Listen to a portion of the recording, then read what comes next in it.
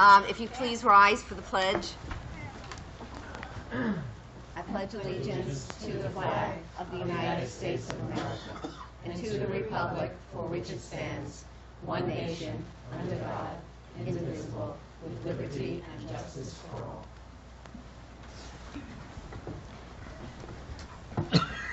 Thank you. Mr. Wink, if you'd please call the meeting to order.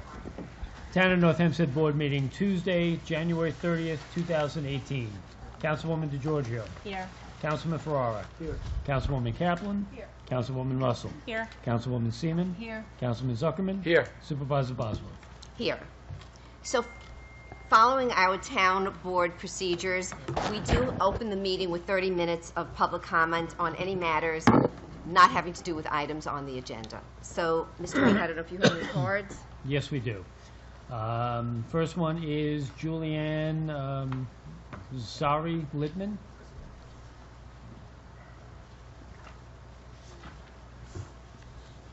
Hello. We ask you to keep your comments to 3 minutes. Oh, max, yeah. Juliana Sarah Littman, Port Washington. I was here in September for the gas-powered leaf blower hearing, I should say. And you said you would put in place a commission, advisory committee. And I was just wondering what the status is on it. So I'm going to ask our Commissioner of Parks, Jill Weber, to come up and address that. Okay. No, stay. Okay. Yeah. Hi, nice to see you. Jill Weber, the Parks Department Commissioner. So we have started a pilot. It's working in Clark Garden, and it worked very effectively through the summer and spring. In the fall, we had a little more problem with the ability for the equipment to keep up with the workload, really, when it's wet, heavy leaves. So probably different times of the year, even though we're piloting pretty exclusively to use that equipment there, we brought in some other equipment just to help us get through the workload. So we'll probably have to be doing that going forward as we test out new equipment. We're in the process right now of testing out some other equipment to extend to some outdoor parks instead of just the one fixed post location. We'll be using a mobile crew, which is more similar to what a landscaping crew would do. In addition, we are working on looking into options around a committee, working with the public and professional landscapers to look at some equipment that's on the market and decide how to move forward. But as a town, we're just piloting equipment, trying things out, just to get things started. Yeah. Right, so that's that's still being worked on. I'm Liz Botwin. I'm the town attorney. We're still putting together the committee and planning to work on revisions to the proposed law and bring something back to the board after we work it through with the committee. So we haven't formed the committee yet. We're still going through all the different interests that are involved. And we'll put something together shortly. Yeah, we want to get something in place before the spring season. Okay. Thank you. Pete Gaffney.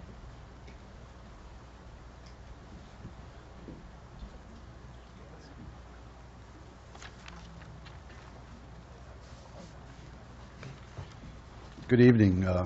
Pete Gaffney, Westbury, Harvard Street. Hi, how is everybody? 13 days to pitches and catches report for the Mets. Amen. Just want to let you know. Two sessions ago, I brought up to the attention about Hempstead, the town of Hempstead, with their overbuilding on Old Country Road that abuts above the town of North Hempstead.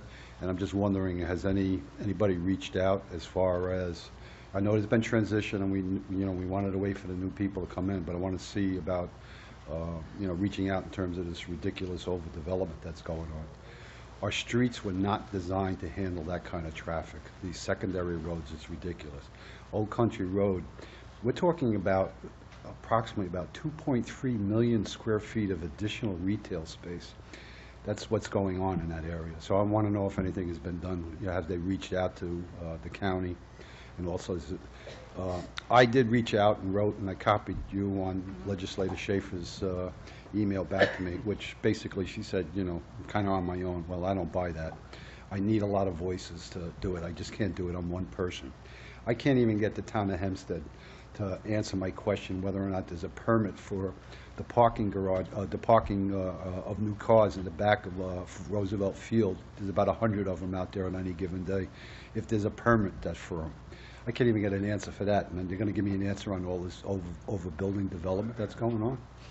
That's the first question. The second question is, by now, everybody, I'm sure, has received their assessments, and this is just point of contention. Down at the bottom, it says the Department of Assessment will no longer produce and mail notices of tentative assessed values to homeowners beginning January 2nd, 2019. To me, that's real problematic, especially to older people and people that don't have computers, so. So, Mr. Gaffney, I'm going to do this, or I'll let Councilwoman Russell address your first Sure. question. I'm going to address this because of my experience at the county. And I'm sure you know the Department of Assessment is a county Right, I know department. that. So they're, Well, it would be a nice clout to say, you know, the town of Hempstead thinks that it's, or North Hempstead thinks that it's ridiculous. well, They got to do away with this. so we can certainly get in touch At least with- they should be able to mail a postcard, that's my opinion. we can certainly get in touch with the county executive and let her know that we had.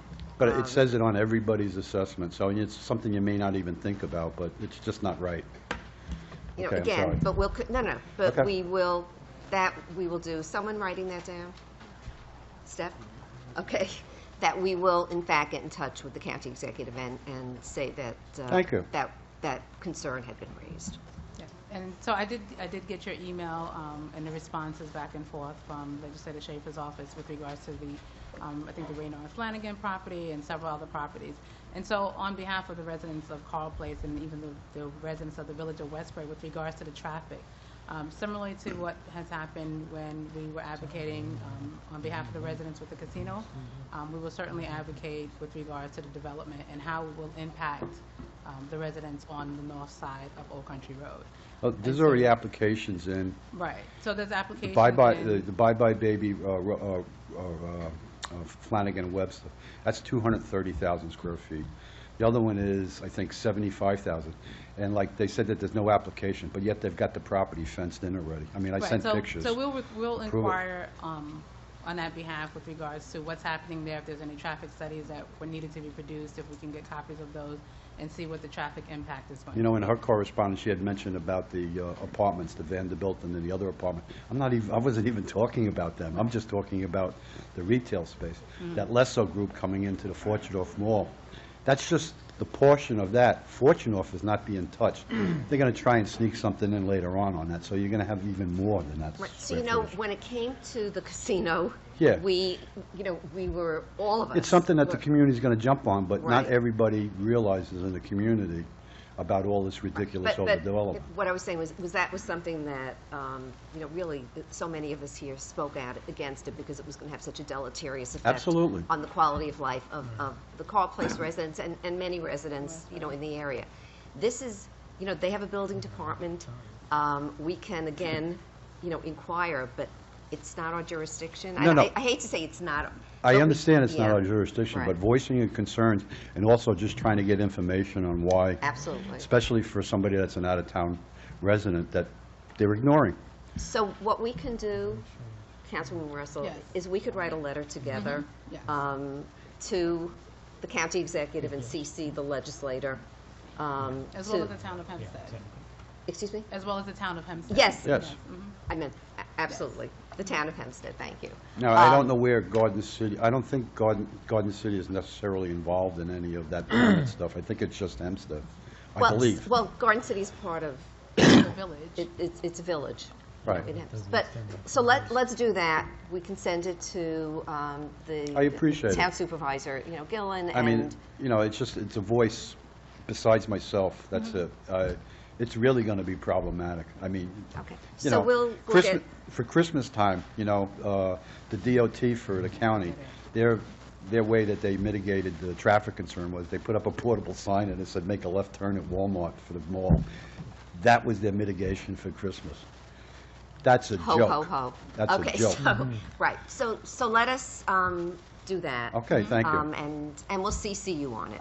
I appreciate that. Thank you Okay. very much. Thank you. Stephanie, you'll, Next speaker is Kristen Biggin.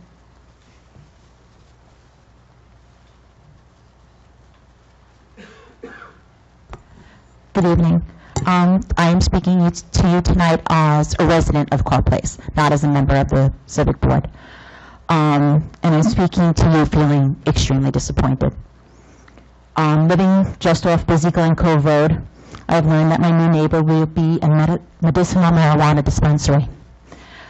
I would like to say that while I may not be opposed to medicinal marijuana, I believe that this dispensary would be better situated in an exclusively commercial district, such as that on Voice Road, not 50 feet from the nearest home or school bus stop. The town had the ability to limit such a business through adopting new laws to prohibit marijuana dispensaries closest proximity to residential homes. It is concerning with any business that requires a minimal amount of security, such as an armored truck for delivery, and such stringent regulations by the state is moving into my neighborhood or any neighborhood. It is my opinion, while that you had no legal obligation to inform the Carr Place residents, you had a moral obligation to inform the neighbors west of Glen Cove Road of such a proposed business. Furthermore, the name Curaleaf implies that the medicinal marijuana is to be dispensed in raw form. When asked why Palliattack chose Carr Place as its location, they replied that they liked the safe town atmosphere and the ease of accessibility. I believe that they chose our community due to the path of least resistance in contrast to other village and town ordinances. Thank you. And so I'm just going to ask. Yeah, talking Oh, sorry. Yeah, I'm just going to ask our planning department, do we have the ability to restrict the use on Glen Cove Road? And just first, I'll answer as a zoning question. It is the site is in a business A zone. So whether it's classified as a retail pharmacy or as a medical office, the uses are permitted. Now, I didn't get a lot of advance notice that this was happening. I don't know by what form the state notified the town. Nothing reached our department. I know building department got a permit for the interior modifications. I mean, generally speaking, the town regulates the use of buildings, regulates the physical construction, would oversee the physical renovation. Now, in terms of licensing the operator and overseeing dispensing the product, that's done by the State Health Department. Thank you. Do we have any Next other speaker comments? is, I'm sorry, I was going to ask if we have any more comments. John Viscusi. Well, I just want to add, the reason that this company got in touch with the Civic Association is because Councilwoman Russell asked them to do so. This was not in any effort to blindside anybody. It was an effort to make sure that the Carr Place community was aware of this, which in fact is why they met with the Civic Association. So you're quite correct that the location of marijuana facilities are tightly regulated by the state, but the town board does not rule on whether or not a facility can open. The town's role is actually limited to determining whether the location is compliant with zoning regulations. The applicant submitted plans to the town's building department, which is currently reviewing them. So nothing has been approved. It is, John, correct me if I'm wrong, it is under review. The review will make sure that the plans, in fact, comply with all building and zoning code requirements. Now, there was another facility that was located in the at the town. It was located, actually, Lake Success, although we refer to it as in New Hyde Park, also in a medical office building. And it did raise many concerns before it was opened. But it has not been a significant problem for the residential neighbors in the area. When it first opened, we heard concerns from the neighbors, just as you're expressing, but we also heard concerns from families whose loved ones had illnesses that would be treated by medical marijuana, and we took everyone's concerns very seriously. We will certainly make sure that the new facility is zoning code and building code compliant. This is an opportunity for you, as we go forward, to discuss with us any things that you think would be important for the facility to have. I think it's interesting that we have pharmacies in neighborhoods where a doctor writes a prescription and you then can get opioids. Here, a doctor writes a prescription. It's the same philosophy. Doctor has to write a prescription.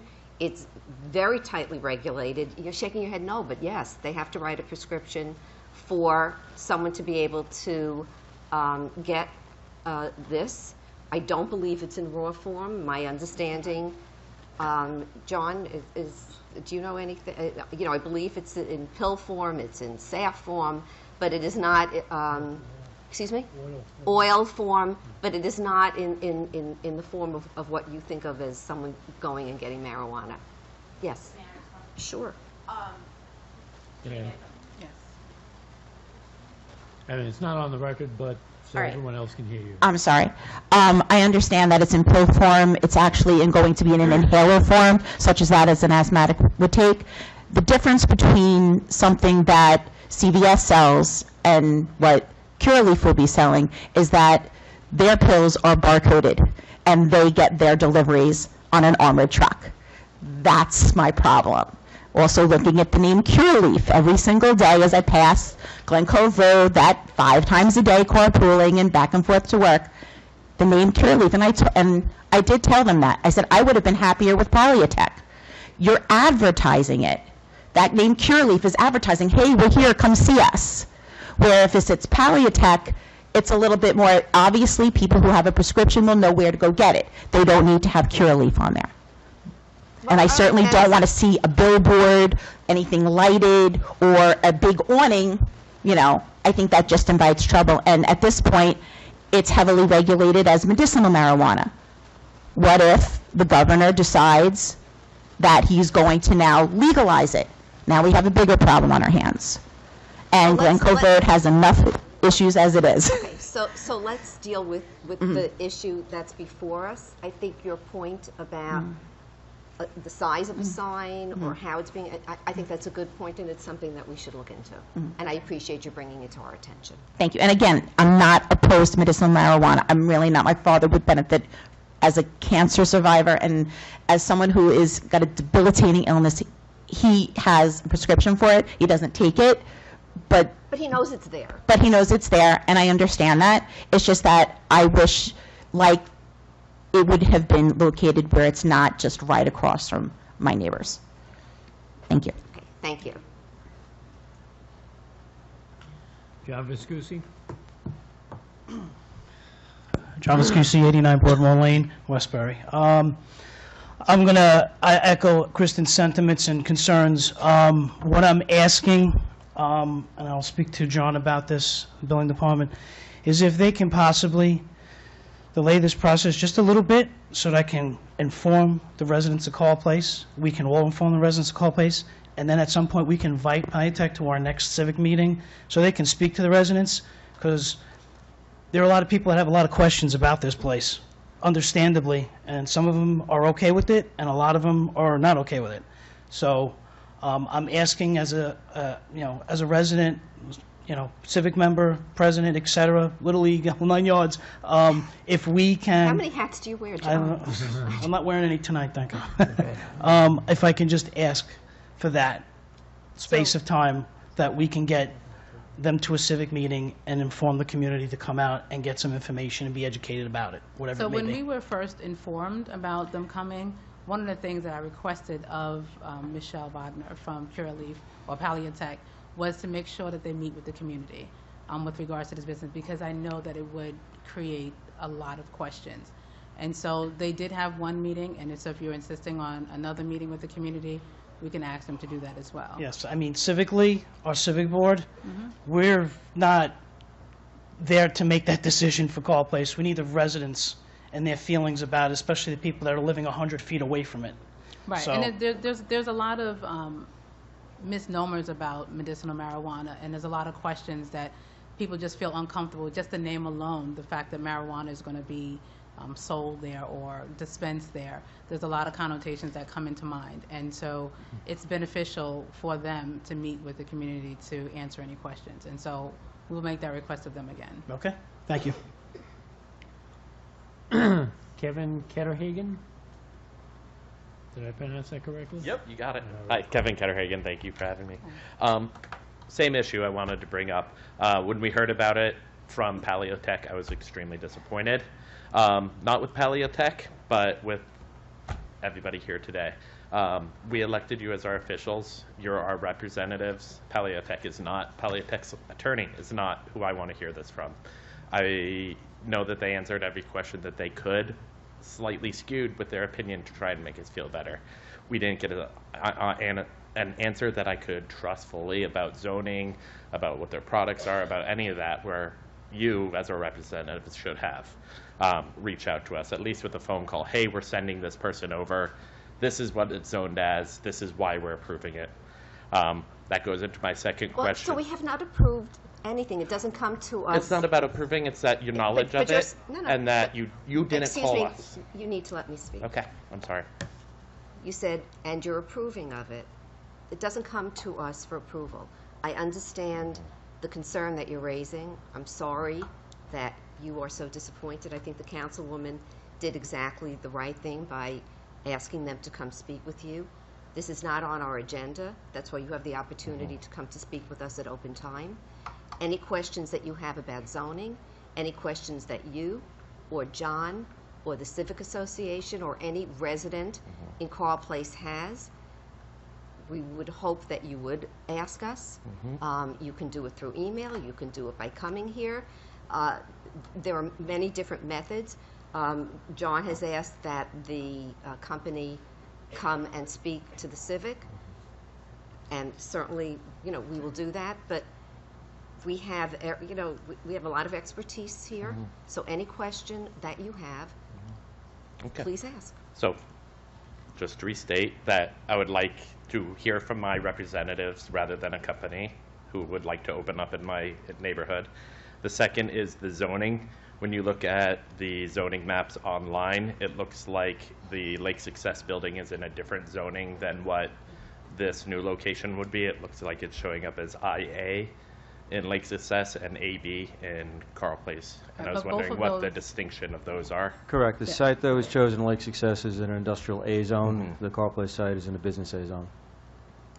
And the ruling when it was back for Lake Success was that any of these would qualify for a pharmacy. Well, what or happens is description. the zoning book, and the state really doesn't get too involved with the local zoning. They're looking at a set of criteria when they license one of these facilities, and they just want to know from us, can it be done in that location?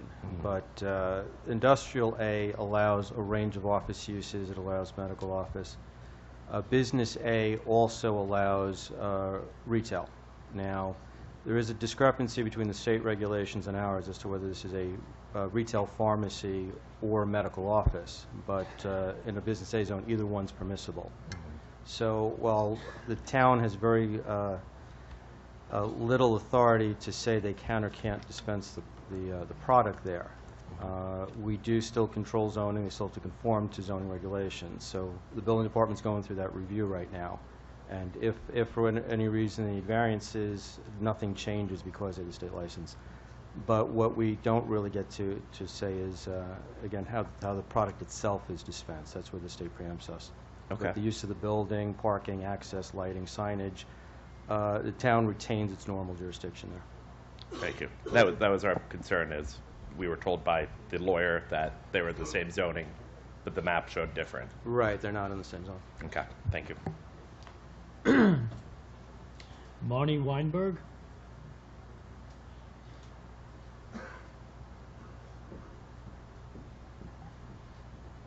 Hi, my name is Marnie Weinberg. I submitted an application for a construction permit in October and was told that we would hear in about 6 weeks, and we still haven't heard anything.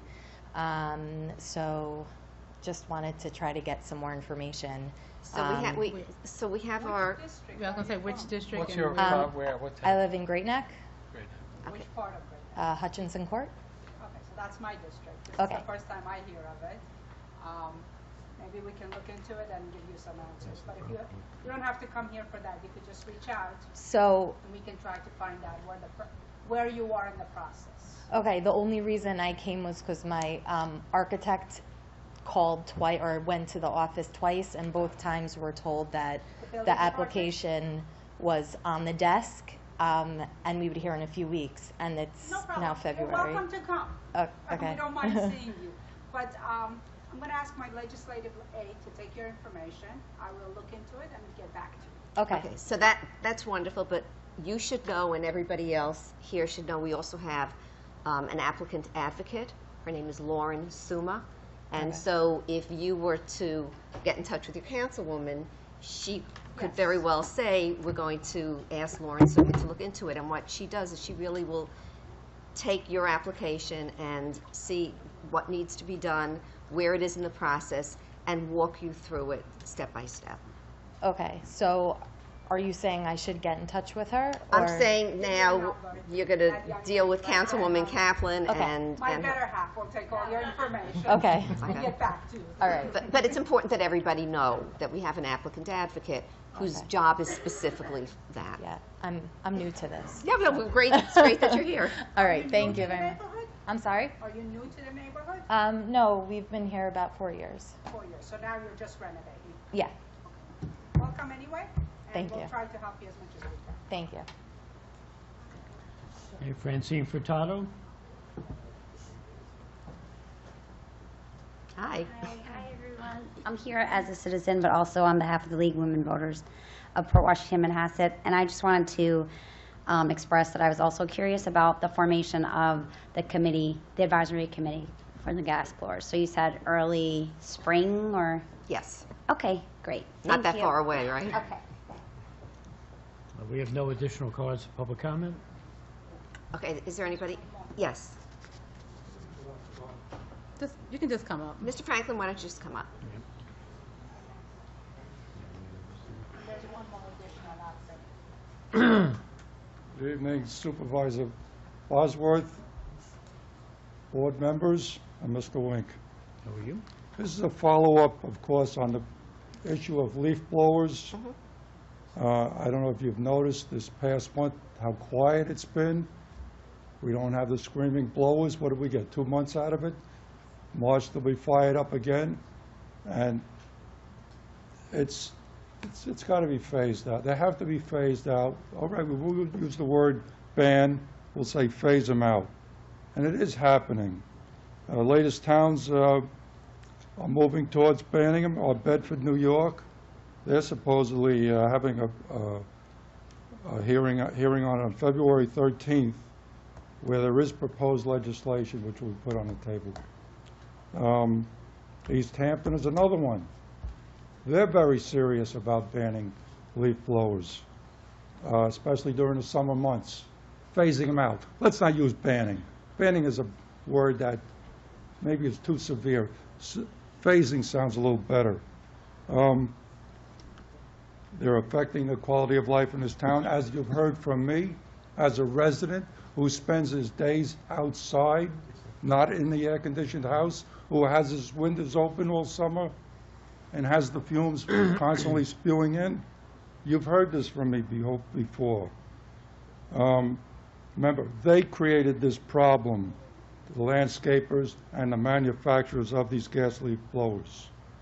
Most recently, under the Clean Air Act, EPA has sued the Husqvarna Company, a manufacturer of outdoor power equipment, including gas leaf blowers, for failing to state the amount of hazardous emissions emitted from their engines. They have agreed to pay a $2.8 million penalty, which to me is a slap on the wrist. You, as elected officials who represent me, I ask and I plead with you, we have to put restrictions on these gas leaf blowers. It's out of control. I'm outside all the time, and I've stated this before. Mr. Franklin, and that's why we are looking at it. You've heard there have been, a few people who have asked. We will have new proposed legislation in time for the spring season. We hear what you're saying. We understand. I know you hear. I see it in your eyes. We're all, thank you, but we're all listening carefully. Yeah, okay. And I appreciate your coming and advocating for what you believe so strongly in. Unfortunately, I was going to have a retired police officer also state that what he went through working midnight shifts, 12 to 8, and he just couldn't sleep during the day. He suffered for many years with this disruptive sleep. Well, I don't think you have to convince this board, because they've already taken action to set up a committee to test the electric blowers. Yeah. So it's not that we're not believers, and we are taking action to Well, get there. unfortunately, most of the people who hire these landscapers are working. They're not even at home during the day. That's irrelevant. The issue is we hear you, Yeah, we understand there's a problem, and we're taking actions to correct it. right. I don't like coming here every month and talking about it. Believe me. I'm not a complainer. But we're doing something. You're getting to be That's one not of what we're doing the crowd. Thank you. Thank you, and Appreciate I it. hope to see you in the future with this committee or whatever's going to happen. Wonderful. Have a good evening. Okay, so we have time, David, last one, because then we have to get started. Thank you. My name is David Joachim, and as director of the Port Washington Monarch Butterfly Committee and the founder of the New York City Monarch Metropolitan Alliance, I'd like to voice our support support for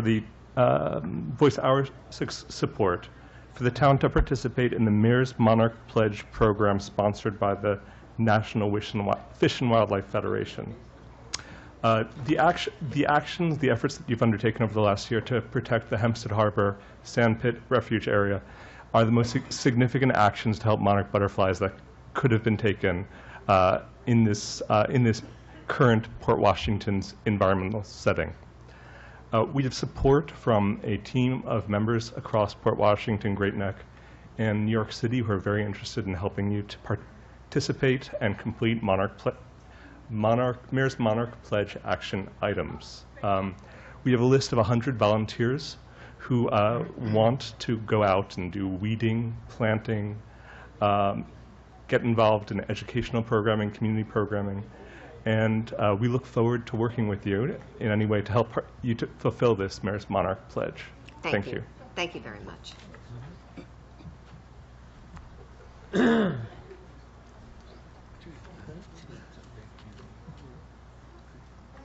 Okay, you have one more? Okay, but this is, this is the last one, then we have to, no, she's, This is going to be really fast. Okay. I'm Carol Gardner. I'm from Westbury, and I've spoken to a resident, and she lives in Newcastle, as I do. And we are concerned about the recycling program with the, I guess you call it the garbage district, because she was told to replace her blue can for the recyclable, she has to go to Port Washington. I want to know if that's true. Does anybody know? is Robert Lang here? Because we used to be able to go to the Yes We Can Center, and for $10 you could, get a can. All right, so we have our Executive Director of Solid Waste Management who's going to speak to that. Okay. It's correct that we have them free at the Solid Waste Management Authority, which is in Port Washington. Is there anything in Westbury? No. At Yes We Can Center? No. The problem is if you don't have a car and a big enough car, you're not going to be able to get to Port Washington, so then people don't put out their plastics and their cans, the things in the proper receptacles. So she was concerned about that, because would it be, I'm asking everybody, would it be possible to send a few over to the Yes We Can Center so that people could get them? I don't see why we can't look into putting them at every major facility. All of our parks. So We'll I check think, into it. yeah, so we are actually for this year, going to be looking at ways of educating for recycling, and I understand this is a concern, so it's something that we will discuss. And we may be changing the way people can set out their recyclables to make it easier. Right, and I have one more thing. Could you just speak into the microphone? Oh, I'm sorry. One more thing. I take the time to put my newspapers together, and I separate the plastics and the cans and put them out, make sure I get them out. Then the truck comes and throws everything, my recyclables, my trash, in one truck. And, I mean, what is the point? So we have the right person here. Okay, what's the, but he doesn't run the trash company. Well, no, actually he does. He's in charge of it all. He oversees, yes. The town solicits those services through private vendors. Sometimes there's what's called a dual bin truck. One side it is 60% of the truck, the other side is 40%, and they may collect two different materials at the same time. If it's going in the exact same vehicle, then you need to report it to us, and we will send an enforcement person to see if they can catch them doing it. So can we say that it's being reported now? Yes. And so, Howard, if you can just But take we need note the of specific that. neighborhood and the block face. It's in Newcastle on Friday. That's when we put out our recycle on Hopper Street. I mean, it's my street.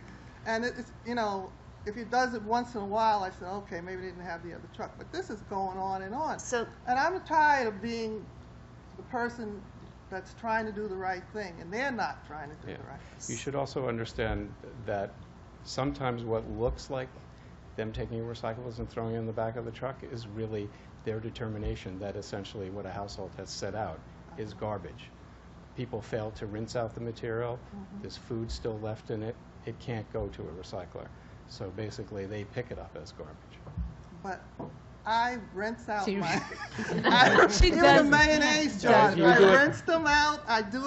It's all clean, and it's just frustrating. I said, why am I doing this? Okay, thank you very much. Okay, so thank you. Carol, what I'm going to ask, if you send Councilwoman Russell an email with exactly what the Talking concern about. is and the exact area, so that we can forward it to Yeah, Mr. Howard's Lang. actually taking notes, so we'll make All sure right, that we thank you very much. Okay, okay. If there's anybody else who wants to speak at public comment, we will continue it at the end of the meeting, but we do need to get our meeting started now. Mr. Wink, if you would please strike item 66 and begin tonight's agenda. Public hearings, item 1. The public hearing to consider the adoption of a local law amending Chapter 75 of the Town Code entitled Wireless Telecommunications Facilities. Okay, is there anybody from the public that would like to speak to this? So the purpose of this law is just to state that the fee for the renewal of antenna locations will be part of the fee schedule and not part of the code. So it's just to make it an easier way for us to proceed with this. Is there anybody that would like to speak? All right. I would like to close the public hearing, offer the resolution, and move for its adoption. Councilwoman DeGiorgio? Aye. Councilman Ferrara? Aye. Councilwoman Kaplan? Aye. Councilwoman Russell? Aye. Councilwoman Seaman? Aye. Councilman Zuckerman? Aye. Supervisor Boswell? Aye. Item 2, a public hearing to consider the adoption of an ordinance affecting Urban Avenue in Westbury. This is an adoption of a handicap reserve parking sign in front of a home on Urban Avenue. Is there anyone here wishing to be heard? Seeing no one, I'd like to close the public hearing, offer the resolution, and move for its adoption. Councilwoman DeGiorgio? Aye. Councilman Ferrara? Aye. Councilwoman Kaplan? Aye. Councilwoman Russell? Aye. Councilwoman Seaman? Aye. Councilman Zuckerman? Aye. Supervisor Boswell? Aye. Item 3, a public hearing to consider the adoption of an ordinance affecting Brooklyn Avenue in Westbury. Similarly, this is also for a handicap reserve parking space on Brooklyn Avenue. Is anyone here wishing to be heard? Seeing no one, I'd like to close the public hearing, offer the resolution, and move for its adoption. Councilwoman DeGiorgio? Aye. Councilman Ferrara? Aye. Councilwoman Kaplan? Aye. Councilwoman Russell? Aye. Councilwoman Seaman? Aye. Councilman Zuckerman? Aye. Supervisor Boswell? Aye. Item 4, a public hearing to consider the rescission and adoption of an ordinance affecting Seaview Boulevard in Port Washington. Mr. Wink, do you have any cards on this? We have not received any cards on this item. So this is a public hearing. We've been working with some of the businesses in the industrial park, and the Seaview Boulevard is part of the industrial park. So we're making some changes to the parking restrictions in the area to accommodate some of the changing business needs and the requests that we've gotten from the community there. So just to sort of bullet point the changes, there had been previously a bus route on Seaview Boulevard. Unfortunately, the bus route was discontinued but the bus stops remained. So we're removing the bus stops so that there'll be more room for on-street parking. We're also changing the parking in the cul-de-sac to a loading zone to make it easier for the businesses down at that end of the street to load and unload merchandise. And we are also we're taking away some of the parking restrictions in certain areas, and we're allowing on-street parking where there was previously none, to accommodate some of the individual requests that we got from the business owners there. Is there anyone here that has any questions or would like to be heard? Anybody on the board? No? Seeing no one, I'd like to close the public hearing, offer the resolution, and move for its adoption. Councilwoman DeGiorgio? Aye. Councilman Ferrara? Aye. Councilwoman Kaplan? Aye. Councilwoman Russell? Aye. Councilwoman Seaman? Aye. Councilman Zuckerman? Aye. Supervisor Bosworth? Aye. Item 5, a public hearing to consider the rescission and adoption of an ordinance affecting Carlton Avenue in Port Washington. Now, Mr. Wink, do you have any cards? I do not. This is a request that we received from a resident who lives at 27 Carlton Avenue.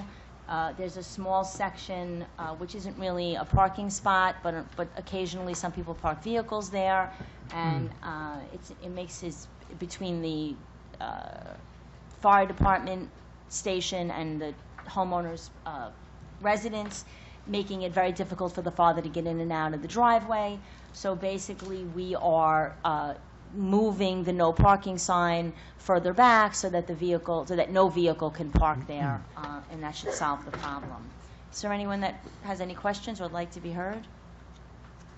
Seeing no one, I'd like to close the public hearing, offer the resolution, and move for its adoption. Councilwoman DeGiorgio? Aye. Councilman Ferrara? Aye. Councilwoman Kaplan? Aye. Councilwoman Russell? Aye. Councilwoman Seaman? Aye. Councilman Zuckerman? Aye. Supervisor Bosworth? Aye. Item 6, a public hearing to consider the rescission and adoption of an ordinance affecting North Maryland Avenue in Port Washington. Mr. Wink, do you have any cards? I do not.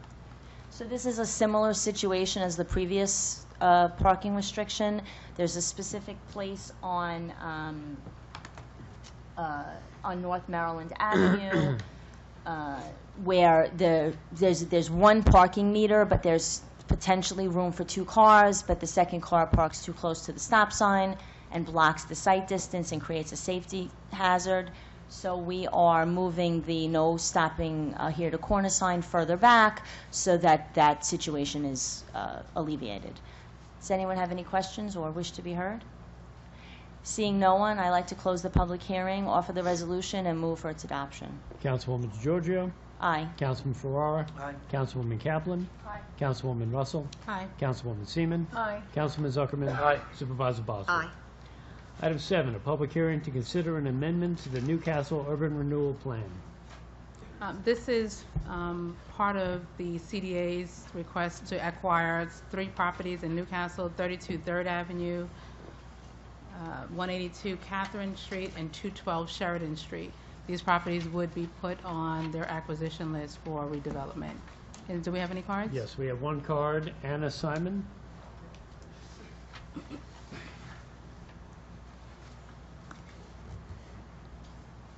Ms. Simon, if you would just say your name and community for the record. Sure. Good evening, everyone. My name is Anna Simon. I live at 235 State Street in Westbury. Ms. Russell kind of cleared it up for me because I didn't quite understand, and I just wanted to clarify what it meant. So these 3 addresses are for redevelopment for housing for lower income? Yes, Or- so typically, and I'll let Joe Santamaria from the Community Development Agency come up and address it, but typically the Community Development Agency will acquire properties typically that are dilapidated within the community, and they will refurbish them. You'll see evidence of that on Brush Hollow Road. There's 2 properties on Urban Avenue, and then there's some homes that were redone on Rose Place or Somar Place off of Prospect Avenue, and those then go into a lottery system as affordable housing. Okay, okay. That's what I want to And they make are sure. single-family homes. Okay. Thank you. Single family. Single family That means it's home. going to be a single family, not a Single family that homes, yes. 12 families are living in. No, single family family? homes, Okay. and there are very strict guidelines with regards to how they're built so Okay. that they would not accommodate Okay. illegal housing. Okay, thank you. I have no other cards. Anyone else like to be heard on this? Seeing no one, sorry, Joe, would you like to say something with regards to these properties? Joe Santamaria, Town of North Hempstead Community Development Agency. Councilwoman, it's well said. What's been said is exactly what can be done. Putting the properties on the urban renewal plan would allow the agency to acquire. It doesn't mean the agency would necessarily acquire. Would allow us to acquire, provided the current owners over time did not bring the property up to proper housing quality standards and what is expected of the town code. And I just wanted to note, Ms. Gardner, we had spoke about this property earlier, 32 3rd Avenue, and so that's a more up-to-date update on what's happening with the property. You're welcome. Thank you. If there's no one else, I'd like to close the public hearing, offer the resolution, and move for its adoption. Councilwoman DeGiorgio. Aye. Councilman Ferrara. Aye. Councilwoman Kaplan. Aye. Councilwoman Russell. Aye. Councilwoman Seaman. Aye. Councilman Zuckerman. Aye. Supervisor Bosworth. Aye. Item 8, a public hearing to consider the application of the Town of North Hempstead for a change of zone for the premises located at 985 Prospect Avenue, 987 Prospect Avenue, and 215 Brooklyn Avenue, Westbury, New York, and designated on the Nassau County Land and Tax Map as Section 11, Block 10, lots 29 through 31, 45, and 46. This is a proposed rezoning of the 3 properties mentioned. From one of the properties that is along this strip is zoned Residence C, and so this would be a change of zone to Business A in order for this property to be redeveloped. Is there anyone here wishing to be heard? We have a number of cards, Councilwoman, Yeah. the first of which is Robin Bowling. I would ask that if we can allow the applicant sorry. to first do their presentation and then answer questions. That's fine. Good evening. Kathleen Deegan Dixon for Shelley Deegan Tirana, LLP, 333 Earl Irvington Boulevard, Uniondale, New York. I'm here on behalf of the proposed redeveloper of the property this evening. So while I don't believe they're technically the applicant under the proposal, I'm not sure if it's a CDA or Euro-American funding, but I'm here on behalf of Euro-American funding, and I do have some additional green cards that were sent out. So as the councilwoman stated, the property that we're looking at tonight is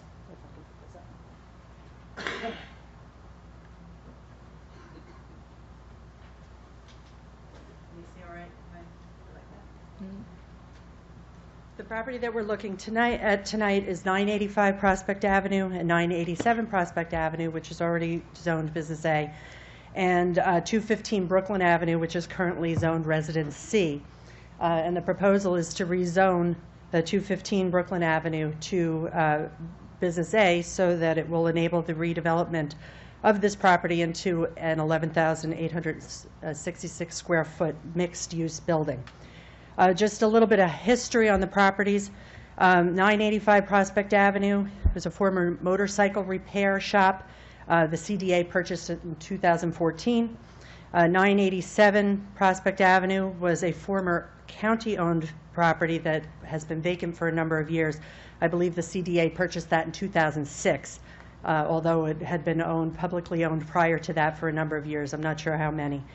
And then 215 Brooklyn Avenue, which is the subject of this rezoning, is a former non-conforming or possibly illegal, we're not sure, heavy equipment storage lot in the Residence C district.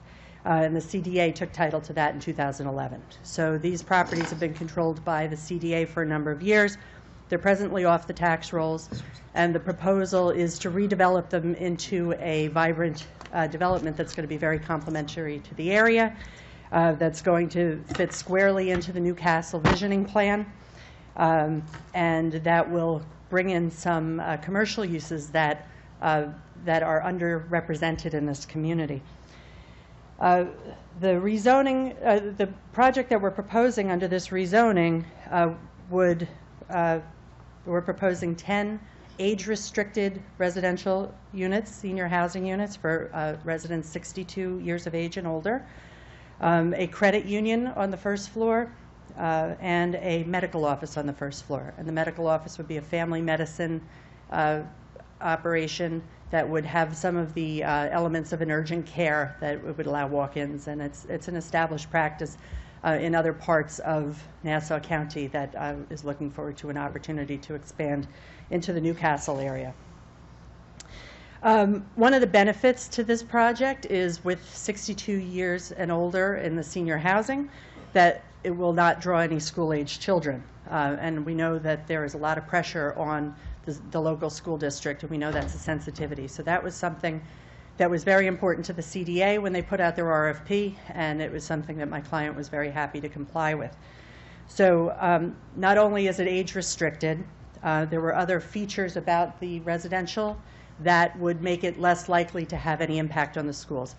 The apartments are going to be one-bedroom apartments, and they are going to be relatively small, between 600 and 645 square feet.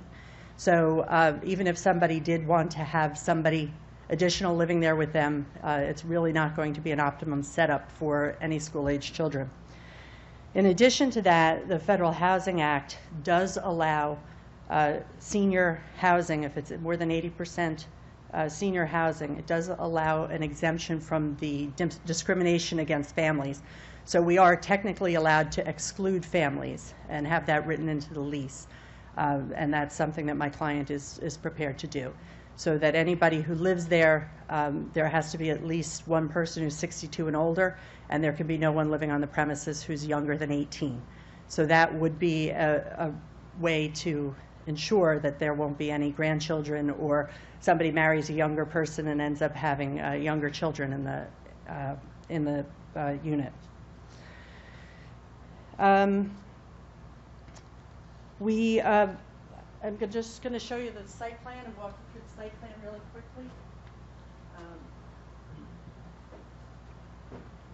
The building is going to be 11,688 square feet, I believe, on 3 stories. It's going to be on the northeast, southeast corner. Mixed up. The northwest corner, excuse me, of Brooklyn Avenue and Prospect Avenue. And it will be oriented so that there will be, the traffic flow will come in, will be entrance only at this entrance, and circulate through the parking lot, and then there will be a right exit only onto Prospect Avenue. We submitted, as part of the application, and I think you should have it in your file, a traffic impact study dated January 26, 2018, prepared by Paul J. Angelides, PC, where he analyzed the existing traffic conditions. He took a look at the expected traffic generation from this project, and the conclusion was that there would be no significant impact on traffic. You have that report in your records, and if you have any questions on that, we'll try and answer them. So just a little bit of how this project came to be. This was an RFP that was put out by the CDA for the redevelopment of this parcel. So they aggregated these 3 lots over a number of years, as I went through at the beginning. And this proposed mix was really something that was put out by the CDA, I think with input from the planning department and from other stakeholders, but really with a lot of input from the Newcastle Visioning Plan. It's designed to fit very well and to be very complementary in this community, and it's hoped that with this change of zone, the construction can proceed, and this corner of Newcastle will be put back to its beautiful condition. So I'm available if you or anybody from the audience has any questions. Do we have some cards? We do. The first one is Robin Bowling.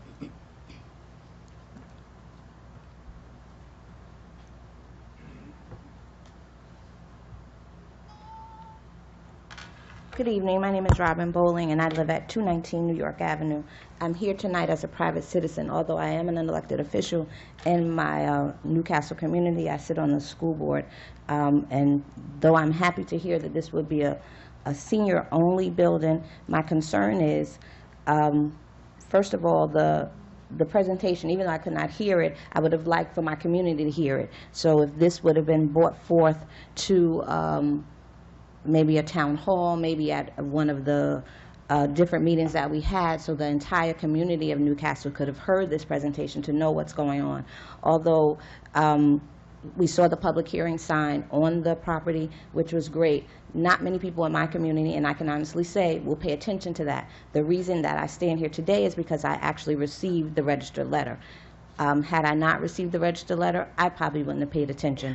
But what concerns me the most is in this particular area of Prospect Avenue and Brooklyn Avenue, with the revitalization and the urban renewal program that we have, which dates back to 2002, now with the two-lane thoroughfare through Prospect Avenue and the businesses that we already have there, which are viable businesses and used throughout the community to bring another three-story structure to this already congested area, bothers me because not only do we have issue with parking in that area, and I do see some parking issues on our agenda tonight, with another entity such as a bank and a medical office, that would bring more people with the already overcrowded parking. Although I am not against senior housing, but I think we already have enough. Due to the fact that we are going to be building a senior home on our Grand Street area, at what point do we think about the workforce community and having them come back, having people that have graduated high school or, graduated college to come back? We need teachers, we need nurses in our area. Why not make this a one-bedroom apartment affordable for them? And have all the restrictions you like, but to keep catering to our senior population, we're never going to have any young people viable coming back to pour into our community. So, And- Robin, yes. if I could just stop you there. Mhm. That's fascinating to hear that, because whenever there is any kind of building proposed, we keep hearing that people are very concerned about children coming in and adding to an already very, very crowded school system. So what you're saying is what you would like to see is workforce housing? Yes, for my own children. My daughter is due to graduate from St. John's in 2018. She will graduate with an education degree. I would love for her to come and teach in my community and, and have her own place. And to have a one-bedroom apartment that she can afford, hey, super duper. So now we get her in there and she starts to develop and she starts to make a little money. Then she'll move on to buy a home and stay in the community. But if she can't come back to anything, what is the purpose? When are we going to try to rejuvenate our already, because Newcastle is an aging community, when do we rejuvenate that? So that's an issue for me, yes. And so to address the workforce housing, we have tons of workforce housing in Newcastle. And I think Newcastle has its share of affordable housing. And one of the reasons why we requested that it be senior housing is for the same reason that Supervisor Bosworth mentioned, is because the school district is overburdened and because there's a lot of people already living in the community. Seniors are not producing any more children, and they're not producing a bigger population for our school district. So we do have workforce housing. The previous agenda item with regards to the acquisition of properties, those homes are turned around into workforce housing, home ownership. With regards to apartments, it has been the sentiment of the community that they did not want any more apartments in the community for the same reasons I just mentioned. And so what I'm hearing from you sounds a little bit different. And so if the mindset of the community has changed and that they do want more apartments, then we will welcome them. But for the most part, the community is not in favor of putting more apartments that are going to generate more people into our community, that is going to put a bigger impact on our school district. That has been the sentiment for the last couple of years. And so the homes that are coming in that are workforce are home ownership, not apartments. So the population that I'm speaking to, like a recent college graduate, at this time, they're not thinking about a family. They're trying to get their career and they're trying to establish themselves. So they're not, they need somewhere to live so that they can work and be able to afford it. Our affordable housing, it's great, but some of our people can't.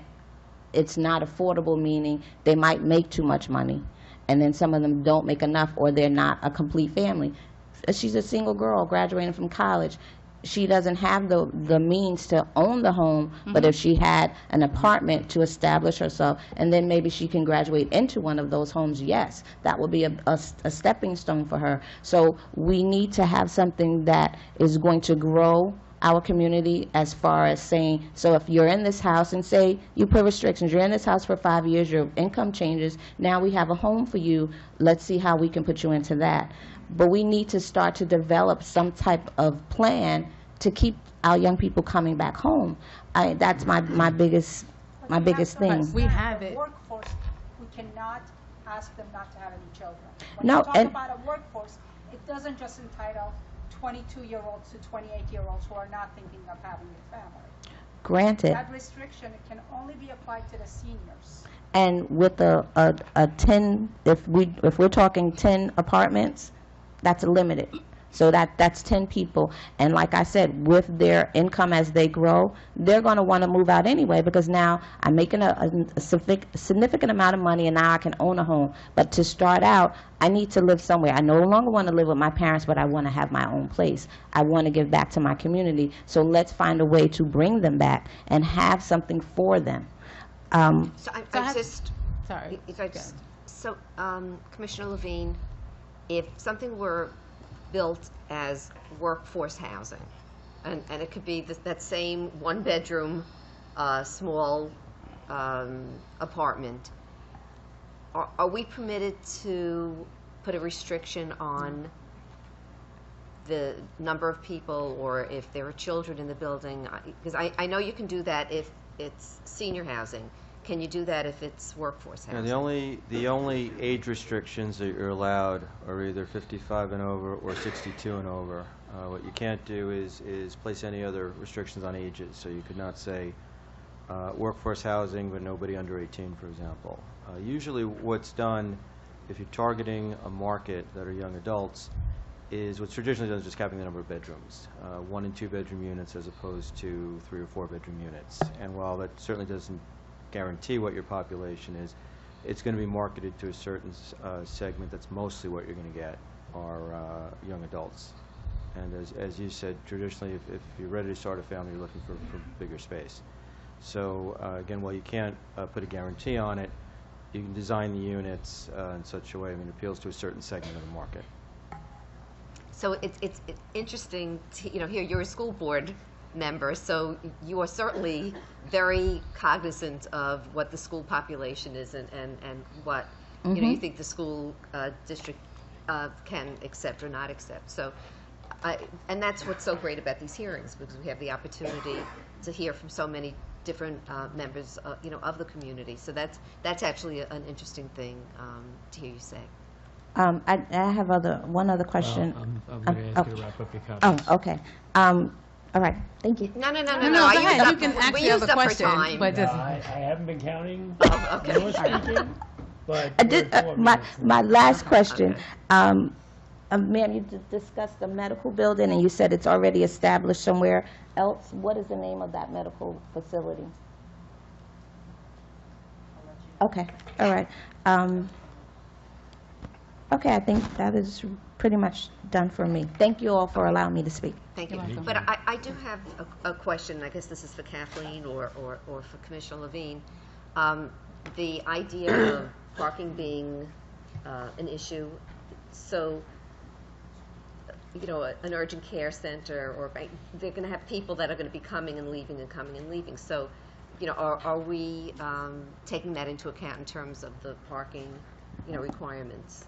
Right, and so I'll let them answer, but that was one of the questions that came up with the use of this property, something that would be low in traffic, because no one wants high traffic in their area. we heard Mr. Gaffney speak about, Old Country Road and the impact there. Nobody wants a lot high traffic in their community. And so the uses here are not high traffic uses, and that was something that was discussed when I met with the developers, as well as the restriction for senior housing. In terms of parking, their plan shows they have 17 on site. They get credit for another 4 that are on street. So the building department's going over the floor plans to see that that the uses in the floor areas equate to 21 spaces or less. If not, then they'd be subject to a variance. Do we have any more cards? Pablo Sinclair.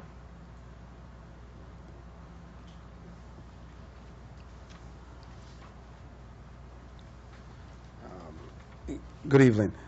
Pablo Sinclair, 9 Pine Tree Road, Westbury. Robin kind of touched on everything. She did, didn't she? Yes, she did. So, a couple things. The credit union, well, look, the parking is going to be an issue. So if you have a credit union, people are going to need to come there and do their business, and they're going to need places to park. And with the urgent care, people are going to need to come there, and they're going to need to park. That area is pretty congested. So to have it, like I'm against a 3-story building in that vicinity. We already have the cathedral, which is kind of diagonally down as far as residential. So you guys want to think about the density in that little area. That area is very, very small. What are the tax implications for the location? So what breaks are they getting as opposed to building this there? The school taxes, like what exactly are we giving these folks to come to the community?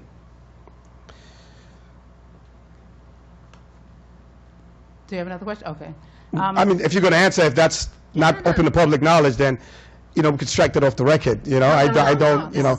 So with regards to the 3-story building, in a business A zone along Prospect Avenue, 3-story buildings are as of right. Even those that are currently single level, they can build up to 3 stories as of right.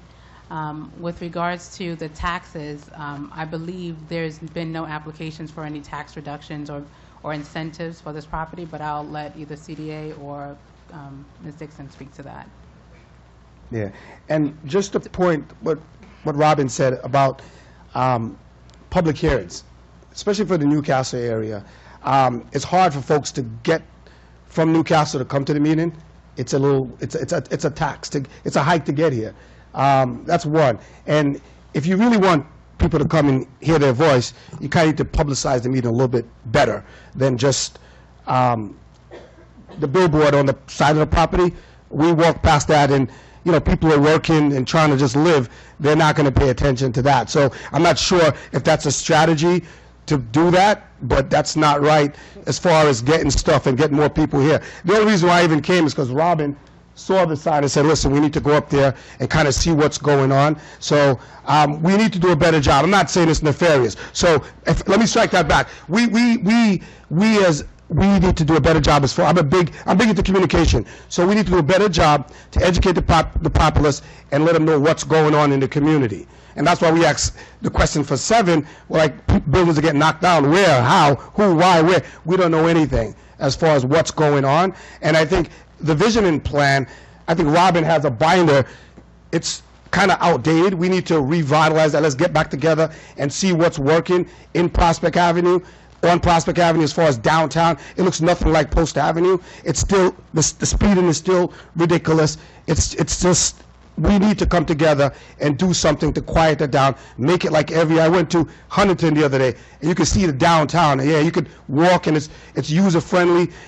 Prospect Avenue is just, I'm just not happy with what's going on and what's been going on throughout the years as far as envisioning and how much money has been just spent down there, and nothing has changed. And when you talk about, I'm almost done. When you want to talk about the school district, right, and it comes on to building 10 units, not a big deal to me. We got a lot of people there living. Code enforcement needs to be revamped in Westbury in order to solve or help to help the school district. So 10 units, like when Robin said, that's not a big deal. We need to do a better job, code enforcement, and crack down on these illegal landlords And it's a health and safety issue for a lot of those people in that community that just need somewhere to live, don't know any better, but we need to fix that. And that will help the school district alleviate the population, because right now Westbury is a free fall, Newcastle. Come in, we have to educate you, so it's a joke. Thank you. I'm glad I'm going to ask you to wrap I'm up. done. Thank you. Thank you. All right, so I just need to address, when you said if we notify in the same way for every community.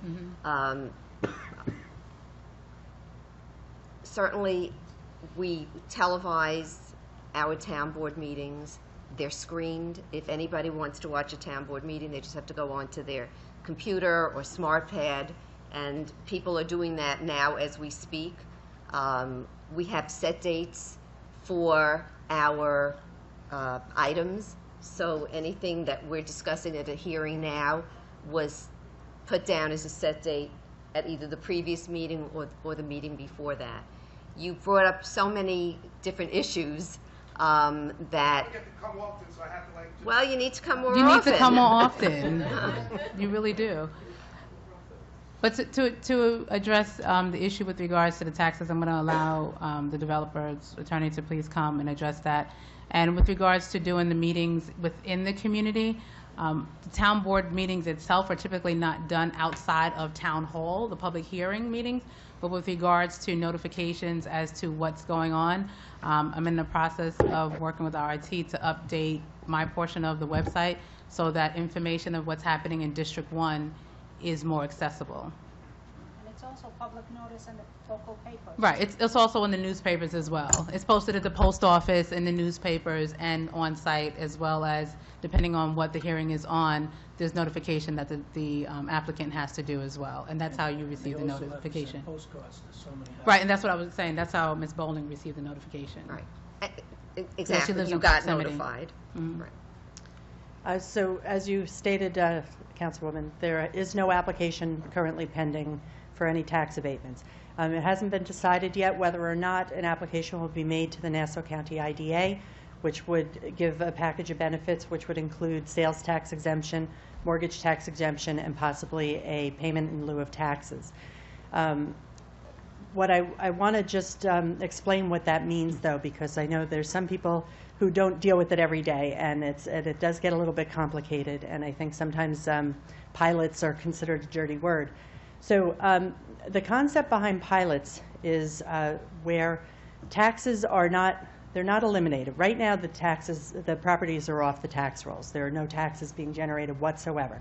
There's also no use there, so there's no real impacts other than the eyesore of those properties and the fact that it brings down surrounding property values.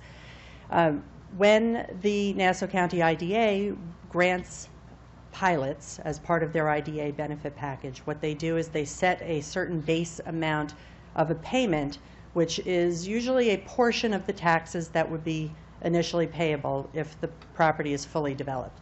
And what this does, and in this case it would probably be somewhere in the neighborhood of $2,500 per unit. And again, we don't have an application in, and I don't want to put words in the IDA's mouth because they look at every case differently. But in our experience, for a mixed-use project with this type of senior housing, they would require a payment in lieu of taxes of $2,500 per unit. So we would start out with a tax or a pilot base of $25,000. In some instances, that's a better case than in others. And in this case, because we don't have any school taxes, because we don't have any school children, we're not impacting the school district. So while that number may be reduced from what it would be on full taxes, it's still going to be money going to the school district and to the town without any concomitant increase in services. What then typically happens is once you set that base pilot level, over the course of a period of time, which is typically between 10 and 20 years, that pilot payment ramps up. And it usually goes on a basis of, if it's 10 years, 10% a year. And so every year they pay 10% more in payments in lieu of taxes. By the time that pilot expires, the property is fully taxed and there are no more abatements. Now, it's an important technique, especially in areas where you're trying to revitalize it, because while a developer may be able to develop the property without any tax abatements, when you have commercial uses that you're trying to attract to an area where those commercial uses are generally underrepresented, you want to make sure that they have a fighting chance to get off the ground. You don't want to put a use in there that is going to be hit with full taxes right off the bat before they've actually had a chance to establish their customer base or their client base. So pilots are a very good way to do that. And it's, as I said, it's not zero taxes, which I think is a misconception that a lot of people have. All that being said, it hasn't been decided if that's going to be necessary. We're still working, the closing is still probably several months off, talking to different lenders and financiers. So we'll know in the future, but that is a possibility. If there is an application made, there will be a public hearing at the Nassau County IDA, and certainly, Councilwoman, you will be advised, and then you can share that information with your constituents. Absolutely. And we'll be happy to answer any questions once we actually know what we're doing in that. Okay. Do we have any other cards? Yes, we do. The next one is Edwin Benitez.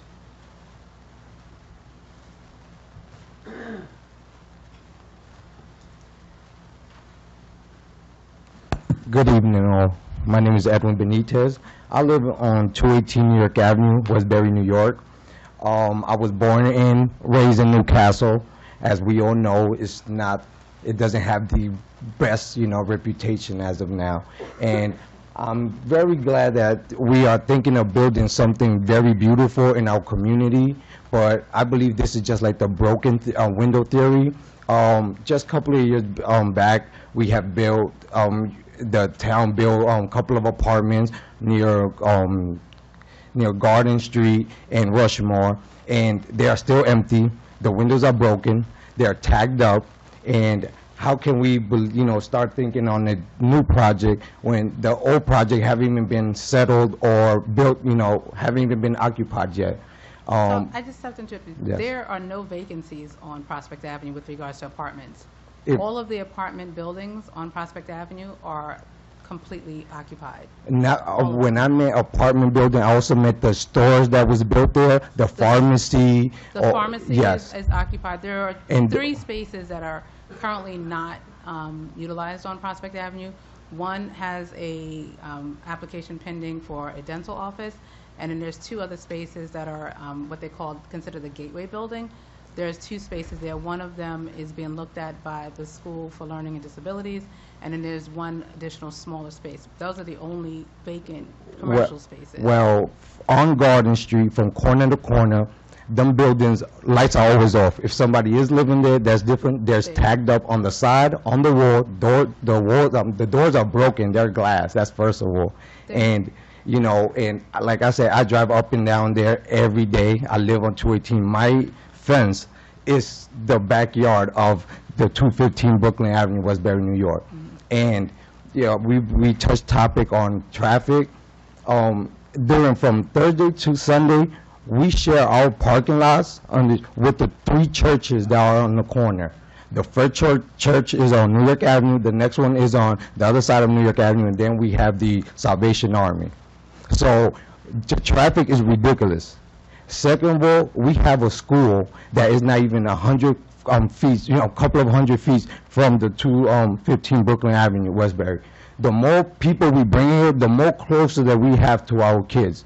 These are little kids. This is an elementary school, and I believe that the less population we have around of a school is the best thing.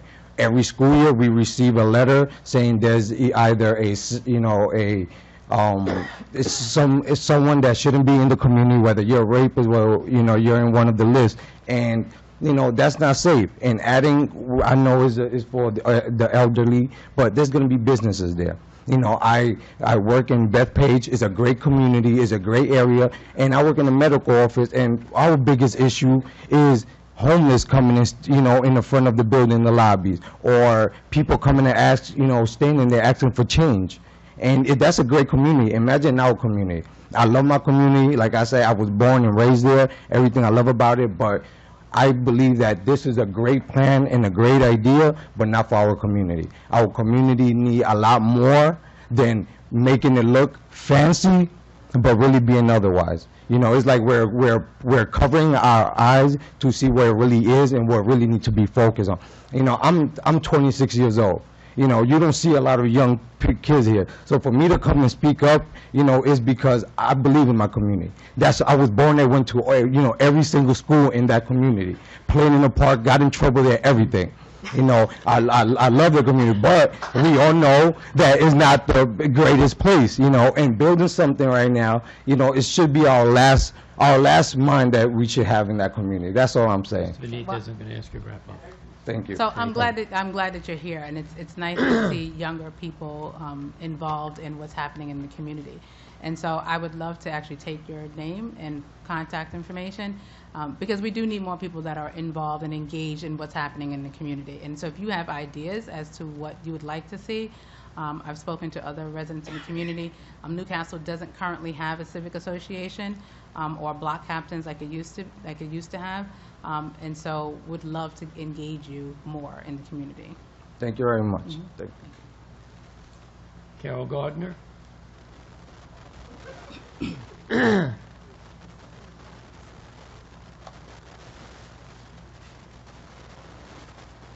Good evening, everyone. I'm Carol Gardner, 178 Hopper Street in Westbury.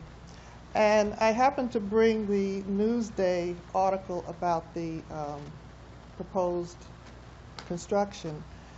And I was upset because it did not mention senior citizens. It just said we're going to build 10 apartments and we're going to do this and that and the other. And I was so pleased when I saw Councilwoman Russell this morning. We were at a different meeting and she was there, so I asked her, what's going on? Why are you doing this to us? And she was able to explain to me what the proposal was. It was for seniors, and I felt a lot better. But my question is the maintenance of this building. Who's responsible to maintain it once it's built? Is that the redeveloper? Yes. Okay. And what is the security and the lighting going to be like? I'm concerned about that because if you're going to have seniors there, you have to protect them. So in this proposal, is there anything that we could learn about the security proposals or the lighting proposals or anything that you could bring to? Yes, I'll ask the applicant to address that.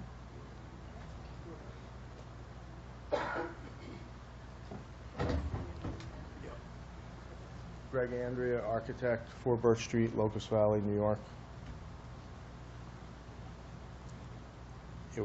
We plan to have lighting, down lighting that won't be in any neighbor's eyes, but will illuminate the area around the building. And also there'll be cameras on site around the bank and around the perimeter. And in the when people come in, is there going to be a buzzer system, some way that the occupants can see who's Exactly. Yeah, trying to get in? Yeah, there'll be a keyboard and there'll be a camera right on the keyboard when you come to the door. Okay, and you're going to be responsible for the snow maintenance and Yeah, I guess the town is for garbage. I guess they're responsible for picking up the garbage. Is that it? So the commercial businesses, Commissioner Levine, can you address how the garbage situation will be handled with the commercial businesses as well as the residential? Right. Generally, the town hires independent contractors to pick up residential garbage, and businesses contract with their own private quarter. That's all overseen by our Solid Waste Authority. Okay. So you're going to have 2 different vehicles picking up garbage, one for the businesses and one for the residential. Every commercial business should have their own private car to collect their garbage. Right, that's the way it is now. And it's kept on the property, correct? On site. Dumpsters are on the property usually. In the back. Right. Okay, because I know that I'm across the street from the Head Start Center. They have a private carter, and you know it's noisy. And in that area, there's a lot of houses, especially back on Brooklyn Avenue. There are lots of houses. I'm just concerned about the noise that when you have two different carting companies that have to come. I know you can't do anything about it, but I'm just bringing it up. Right. Well, that's how it is now. The businesses that are directly across the street, they should have a independent carter as well that pick up on the other side of Brooklyn Avenue. All right. Thank you. Thank you. Thank you, everyone. Do you have any additional I'm sorry, I just wanted to answer one other thing that the woman had asked. There will be a management company that is hired by the owner that will be on site every day. Not necessarily all day, every day, but to make sure that things are kept neat and clean and that things are safe and that things are maintained. So that is something that is part of the owner's commitment or redeveloper's commitment. I have no additional cards, Councilwoman. Is anyone else wishing to be heard? Seeing no one, I'd like to close the public hearing. I also just wanted to mention, with regards to these properties, what's before us is a rezoning application, and the prior use of the property that is in question to be rezoned has been used as commercial, although it is situately located on a Residence C. It has been used as a business, and it's in line and consistent with the Business A that is already along Prospect Avenue. And I believe in this proposal, the only portion of that property that's looking to be rezoned would be parking. There's no actual building on that property. Am I correct? There's a very small portion of the building that extends into the residence area. But the majority of that property The vast majority of the building is where the parking lot is. Yeah. And there is a buffer between the residential portion of that property and the actual parking lot. Yes. Because one of the questions that came up with regards to lighting, it's very important that the neighbors are not disturbed by the parking or the parking lot. Yes, there's going to be a substantial buffer that'll conform with the town's code. And as Mr. Andrew has stated, the lighting on the premises will be downlit so that it won't shine off the premises onto other people's property. Okay. Does the board, go ahead. Come. You have to come forward. You need to come forward, please.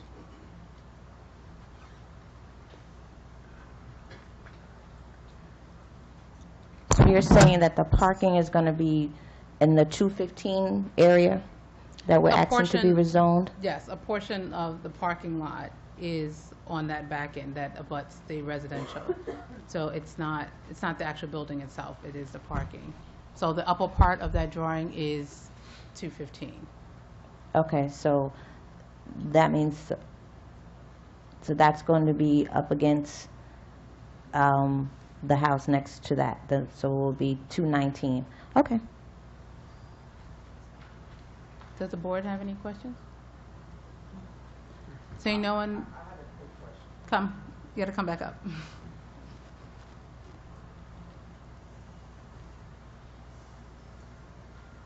How many parking spots do you plan on giving this facility here? Their plan shows that they can fit 17 on the site, and then the code also gives them credit for 4 more that are on the street.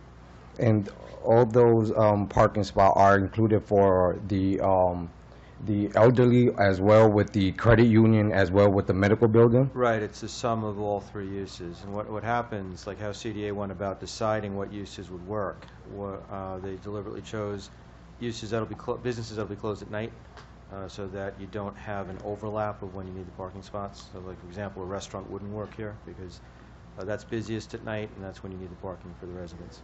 Do you believe that amount of parking spots are enough to satisfy every customer or anyone that is visiting that facility without, involving any parking lot of the people around it?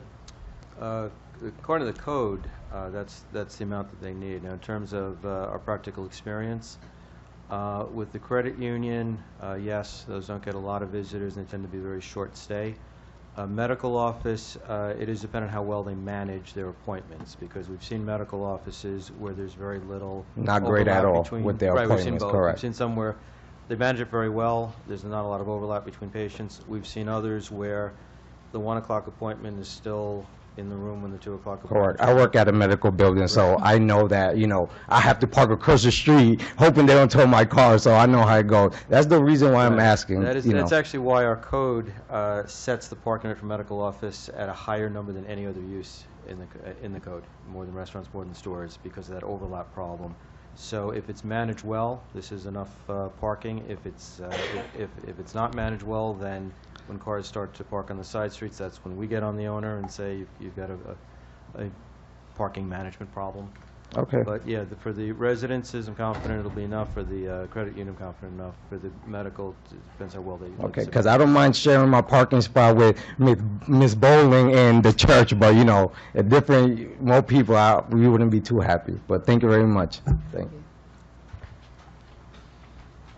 Take your time, you don't have to run. Okay, so we talked about, I heard them say maybe 4 parking spaces on Prospect Avenue, the extra parking. I also want to just bring up that there's a bus stop there. So if the bus stop is at the corner of New York Avenue, I don't know how they could fit 4 more parking spaces onto Prospect. I don't think it's just limited to Prospect Avenue, it's on-street parking. It includes the Brooklyn facility Avenue is. frontage, right? They don't get credit if there is a bus stop. They can't claim that area. Okay. Right, So the parking would be on the Brooklyn Avenue There's side? one on Prospect, 3 on Brooklyn that they can get credit for. Okay. And they're along the property itself. It's Okay. not further into the block. They're Okay, along the thank property you. itself. Are there any other questions? Yes, come on in. Good evening, Vicki Sylvain. I had a question in regards to the parking. I think it needs to be revisited, being due to the fact that there are employees that are working at these places. So where will they park? So it does meet the code requirement for parking in terms of overflow, which we do look at. We look to see if there's on-street parking in the neighborhood. But if they're seniors as well, they won't be going anywhere. They'll be home if they have cars. So what will happen to that in that situation? Right, so our experience is that some won't have cars, some will actually be going out during the day, but we have a number of senior units, and the codes evolve to keep up with what we observe in the field. So they are providing the amount that the code says they have to, and again, we look at, okay, what happens if there's 17 on site, where does the 18th car go? It is a neighborhood that does have on-street parking, so while it's not the idea that we have cars parked down every block, if you do have an overflow situation, there's a place for them to go. We do have on-street parking, but it's so tight at this point, the way it is right now. I'm not seeing how you'll be able to accommodate your employees, your residents, and those who are coming in to frequent these businesses. Also, in regards to the business that you mentioned, they're replicating what is already there. I mean, we don't have a bank, but do you have an idea of which bank will be placed there? I'm going to ask CDA actually to answer that one. You do know that it's a credit union that's coming? If you could speak to that. I believe it's Nassau Financial Federal Credit Union, Nassau County Federal. Okay, and a walk-in, we already have a walk-in facility, medical facility on Prospect? Is that to be in competition, or what is the purpose of that? Right, in terms of what the mix of uses is, what happens is CDA put an advertisement out for the property, and then it didn't really seek to get specifically a bank or a medical office. It responded to who responded to them, and that was the best mix of uses, taking into account hours of use, number of visitors, parking. What the town cannot do is say that there's already so many of something in the area.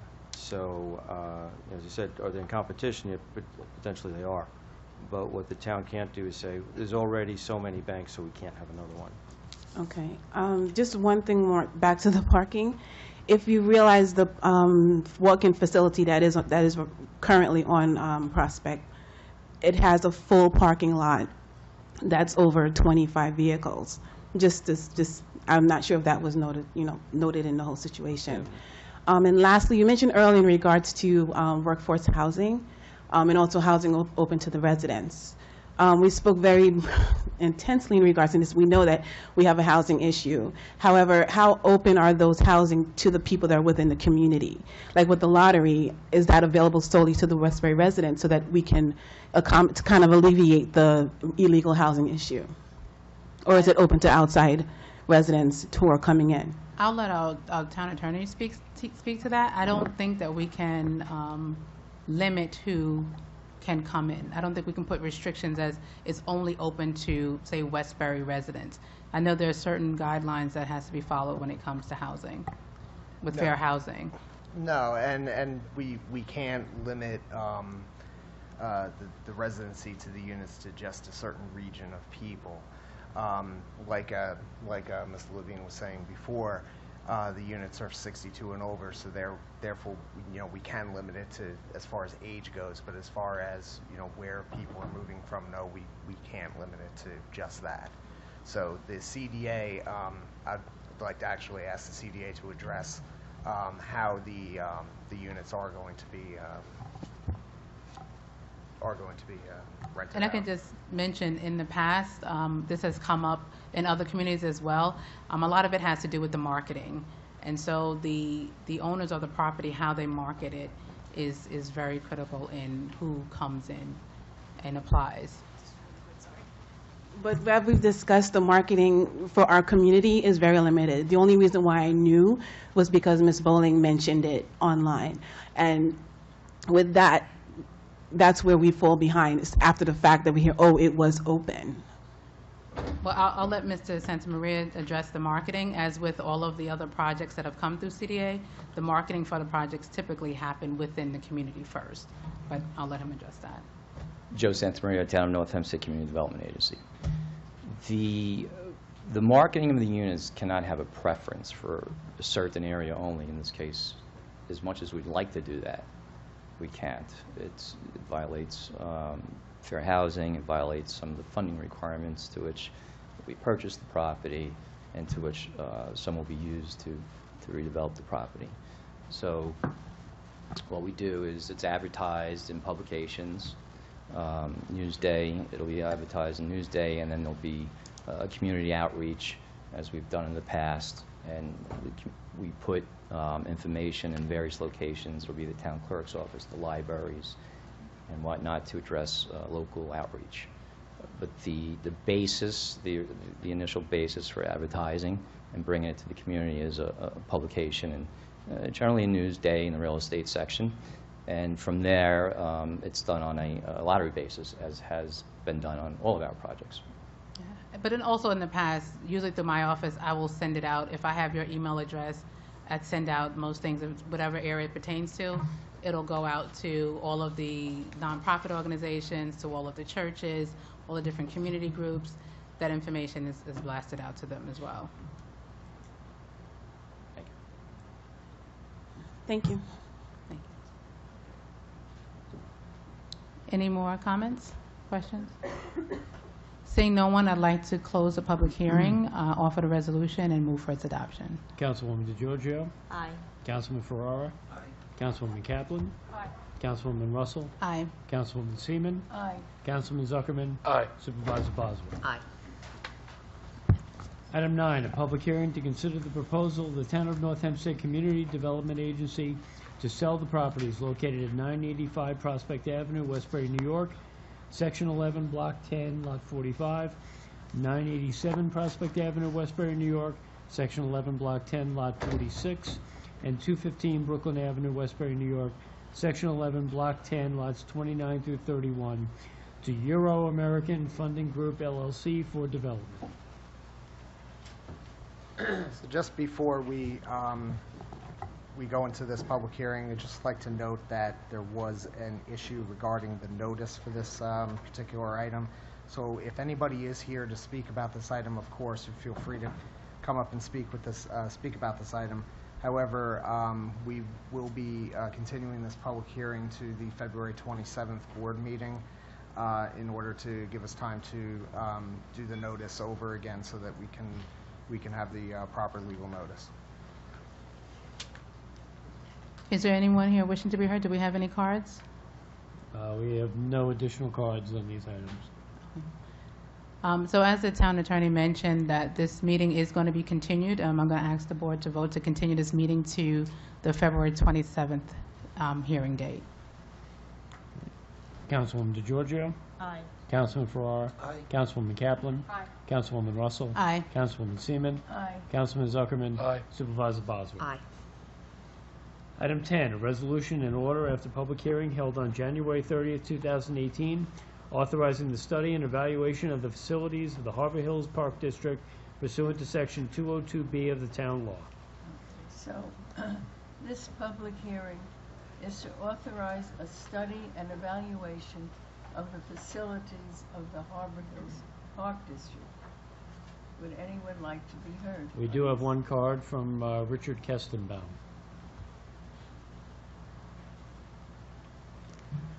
Good evening. I am here on behalf of the Harbor Hills Civic Association, who acts as an advisory committee for the town board, who in turn act as the park commissioners for the Harbor Hills Park District. First, on behalf of the Civic Association, I would like to thank the town board, particularly Lee Seaman, as well as Park Commissioner Weber, for all of the assistance and effort that they expend on behalf of the Harbor Hills Park District throughout the year. I note that the town has a resolution they're going to consider tonight to appropriate $75,000 to study and evaluate the facilities of the Harbor Hills Park District. The Civic Association is in favor of that. We are happy to participate with you, but we want to come to this evening and emphasize that after that evaluation is done, that there be a long and careful consideration as to the work that has to be done. Because as all town board members, I'm sure, are aware, with the recent changes in the tax law, it has become even more expensive to live in the town of North Hempstead because of the restrictions on the deductibility of taxes. If there is a very large expenditure, a large bond that ends up having coming as a result of the evaluation, that will cause possibly an increase in the tax bill, and we will have to come to bear and explain that to all of our residents. So before there be any kind of bias in favor of a complete renovation, we want a careful consideration of the evaluation that the engineers do so that we can determine what we can do, what we have to do now, and what maybe we can do later. We are, as I'm sure you are, concerned that we not spend any additional money that is not necessary to spend now, keeping in mind that, of course, the season for the pool is very short. If it turns out that it's not operating properly, there'll be quite an uproar about it. But we have to balance that need for the residents to have a satisfactory pool season with the needs of all of the residents who live there and want to contain whatever costs are involved. So we hope that you will allow us to continue to participate with you and help evaluate the engineering study, and we will try to come to a consensus and recommend what we feel is necessary to spend at that time. Thank you all. Okay, so I think that's a fair request.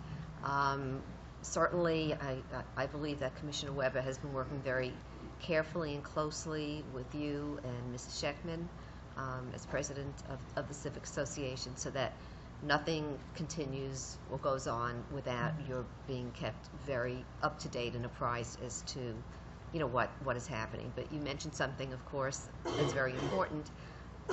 Things need to be done so that the pool will be operational for the summer. So that would all, you know, be part of the assessment made through this study, which will, of course, be shared and discussed with you. Thank you.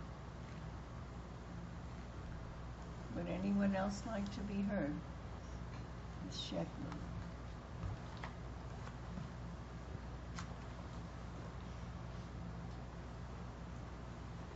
Susie Scheckman, president of the Civic Association. I'd like to echo what Rich said. I'd also like to thank Supervisor Bosworth for her involvement in terms of issues that may arise and her support of the community and support of our officials in making sure that our park district, as well as every other district in the town, is well served. Thank you. So I feel I have to disclose I actually live in Harbor Hills. So, but you know, this is what we do with every district and area. And I can attest to the fact that we receive no special treatment versus any other district, that we are treated fairly and given the appropriate attention as everybody is. So I would like to say that. Thank you. Thank you. Is there anyone else which would like to be heard? So seeing no one, I close the public hearing, offer the resolution, and move for its adoption. Councilwoman DeGiorgio. Aye. Councilman Ferrara. Aye. Councilwoman Kaplan. Aye. Councilwoman Russell. Aye. Councilwoman Seaman. Aye. Councilman Zuckerman. Aye. Supervisor Bosworth. Aye.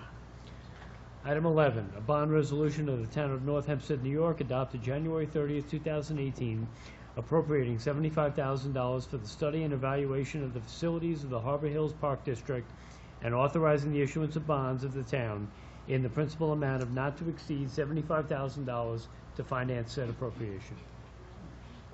I offer the resolution and move for its adoption. Councilwoman DeGiorgio. Aye. Councilman Ferrara. Aye. Councilwoman Kaplan. Aye. Councilwoman Russell. Aye. Councilwoman Seaman. Aye. Councilman Zuckerman. Aye. Supervisor Bosworth. Aye. Item 12, a resolution and order after public hearing held on January 30th, 2018, authorizing the increase and improvement of facilities of the North Hempstead Sidewalk District. Are there any cards? We have one card from Kristen Biggin.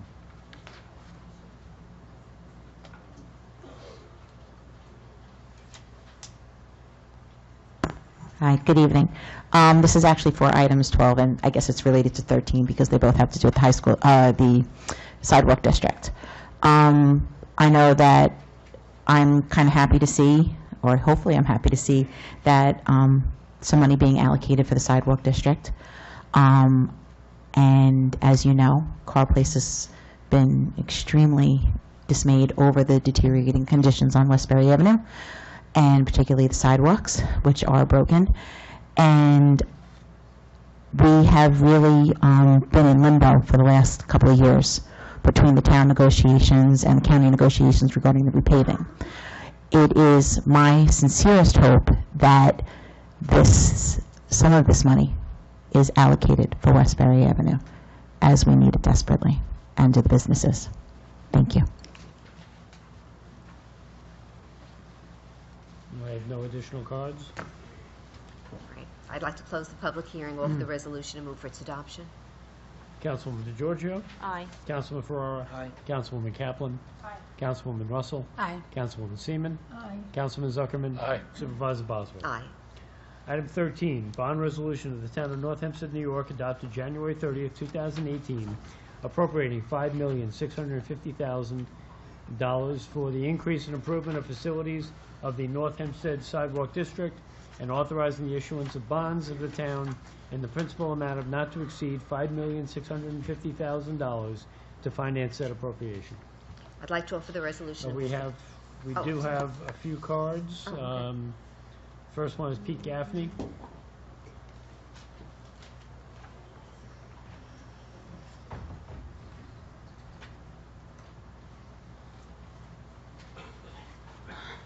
Hello again. Pete Gaffney, 215 Harvard Street, Westbury. With regards to this bond issue, I hope that you do approve it. I'm very happy to see that you've actually increased it and virtually doubled it. Thank you very much. And again, consider also Westbury Avenue. About 15 years ago, the sidewalk, there was an attempt to create some of the sidewalk. So years have passed by, plus people ignored the property, the Albraco property, which is another story in itself. That sidewalk hasn't been touched in over 30 years. The trees and the roots and everything, they're all over the place. It's not a walking area. Plus other people have done their own sidewalks, plus other people have done illegal things over there. Currently we have, on one end there's 3 places that have brick. One is in an area where an ADA compliant would have attempt to try to go onto the sidewalk, they can't navigate the telephone poles and the traffic light and everything like that. Plus, it stops short.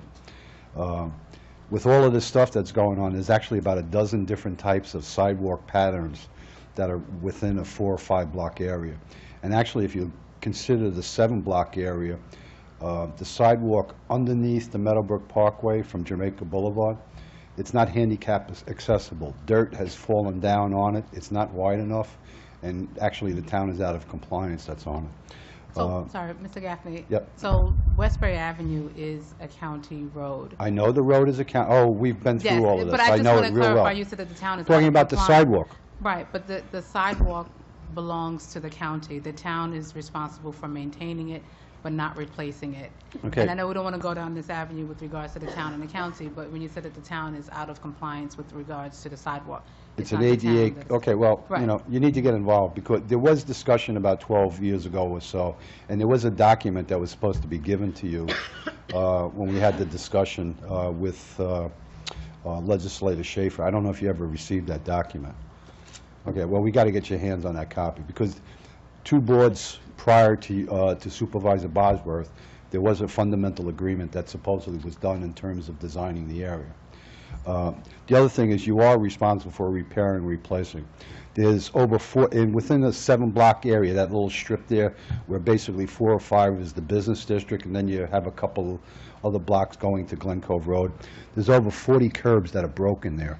Some of them are totally gone, about 6 of them. And it just, you know, it's just in dire need of it. So, you know, and I'm sure there's other places in the town. But anyway, please vote for the bond issue. Okay? Thank you.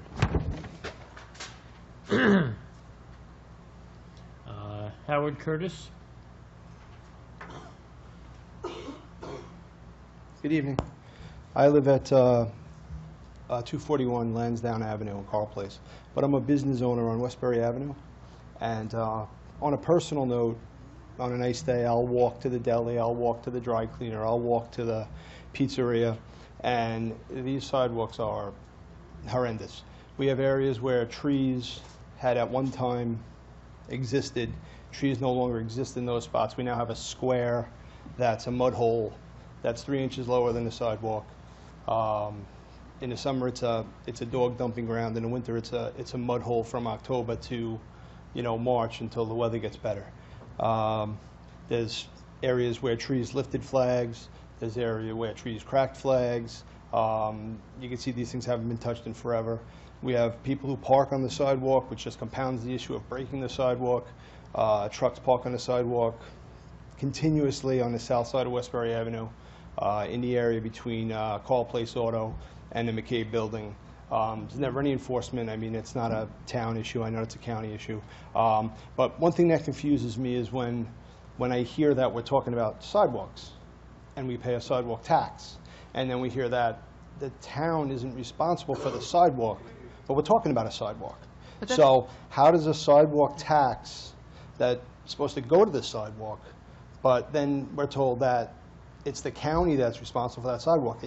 I'm just confused by that whole scenario, that a sidewalk tax would be a sidewalk. It's not a roadway, it's a sidewalk. So I get that the county is responsible for the roadway. I understand that a sidewalk tax that's get paid to the town would be maintained by the town. I don't understand how that becomes a county issue. And I'm just confused by that. And if someone on the board could, you know, definitively explain how a sidewalk tax paid to the town of North Hempstead for the sidewalk that's in horrendous shape becomes a county issue to fix that sidewalk and maintain it. It doesn't make sense to me. Can I ask the town attorney to answer? Yeah, sorry. So the specific issue with Westbury Avenue is not whether or not Westbury Avenue requires work or anything like that. It's the scope of the town's responsibility over what we have to do with regard to sidewalks. Westbury Avenue is a county road. The sidewalks are county sidewalks. However, there's a state law that says that the town is responsible for maintaining certain sidewalks that the county has installed. What's happening on Westbury Avenue is a disagreement between the town and the county as to the scope of what needs to be done and who's responsible for funding that scope. The town is responsible for repairs, maintenance, things like that. Out and out replacements of sidewalks, we would argue is a county responsibility, and that's kind of what's been going on between the town and the county. So we have. Can my county tax pay to repair the sidewalk, as you just explained, that's the town responsibility? Can my county tax that I pay, or my town tax that I pay, you just basically told me the town repairs, fixes, maintains. I mean, the sidewalks, they're like, it's like walking through this, backwoods of Australia in some places. Yes, as Mr. Gaffney said, you walk under the Meadowbrook Parkway and it's like there's washout, there's bird droppings. I invite anybody on this board, anybody sitting here. I know, Councilwoman Russell has done it, I believe, Supervisor Bosworth. I invite every single member on this board, park at the Village Deli. Get out of your car. And just look at the Village Deli. Don't look at the other side, because you're going to vomit if you look at the El Bracco property. Look at the Village Deli. It's a beautiful place. Walk from the Village Deli to Rialto. Cross the street. Walk back to the post office, get in your car, and then tell me at the next town board meeting that those sidewalks don't need to be fixed, repaired, or maintained. I'm not making any argument over as to what is needed on the sidewalk. The issue is simply the scope and who is responsible for the payment of it. So that's what we've reached out to the county last year, that we've been trying to reach out to the county to resolve this issue. Now that there's a different administration in Nassau County, we're still continuing to press that issue. I think I can speak for Supervisor Bosworth and Councilwoman Russell that this is a problem that the town wants to be involved in fixing. It's just a matter of coming to that agreement with Nassau County as to what the resolution of that is going to be. I hope that you would do that. I hope that I don't want to beat the town tax issue, but also a $5.6 million appropriation. I mean, it's above my pay grade to understand how these things get done. But I would think that in both those, lumps of money, sidewalks can be maintained. Maybe you're not going to tear them up and repair them. Okay, maybe that is the county's issue, to tear them up.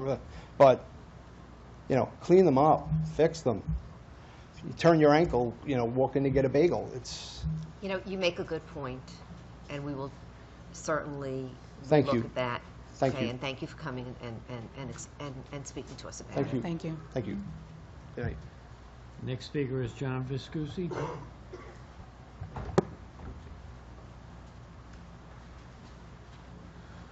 Okay, I'm going to put on my civic hat.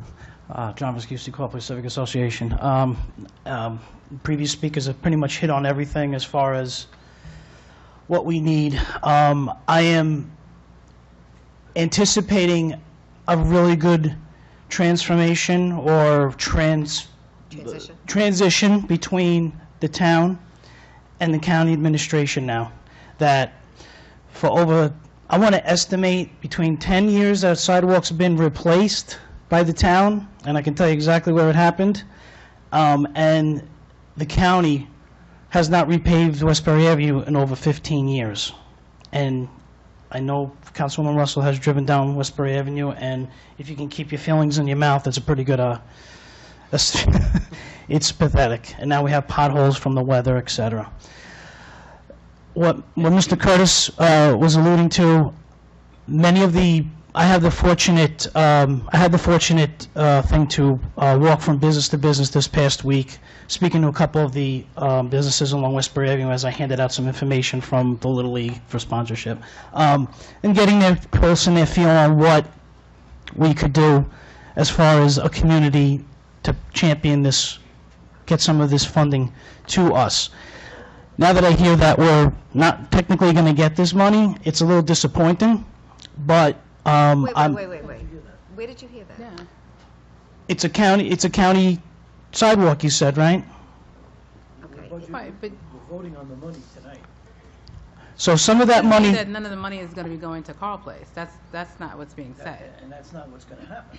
Right. Okay. So the money that's being bonded tonight, that we're voting on tonight, is for the entire town of North Hempstead. That means every single district within the town of North Hempstead. It does not exclude Carl Place. okay. And it is for the five. It is for My the apologies. 5-year. Excuse me. It is for the 5-year capital plan over the time of 5 years. Right. Okay. Okay. And My all of apologies. that money is distributed in each district. In each district, correct. So Okay.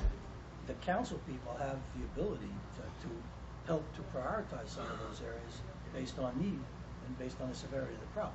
So the fact that that money is being earmarked specifically for sidewalks is a positive Right. for all of the communities. Right. Okay. And please understand, Westbury is not the only place that requires it. Right. I get calls all the time from Plandome Road. The same thing with the cracked sidewalks, with the trees removing and pulling.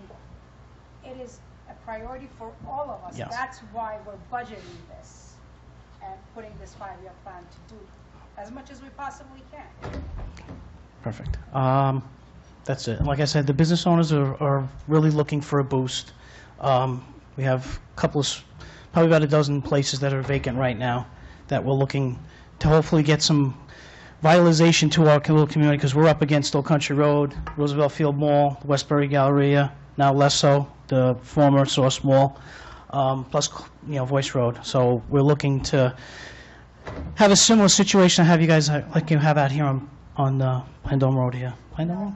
Plandome Road, we don't want that. There's a lot of empty spaces. It's so funny. Every Main Street has Main Street envy of the other Yes. district. It's very funny because everyone said says, you want and in Plandome, Port, they're and like, everyone's Port Wash- like, yeah. we want to be like Port Washington. I'm like, really? Because they're all complaining that there's vacant stores there too. So There's too much traffic and no parking. Right, but unfortunately, I think it's just the plight of small business on Yes. Long Island on our main streets is just very, very difficult to Definitely, fill yeah, those stores. absolutely. And we're all trying to find that magic recipe, and it's not easy.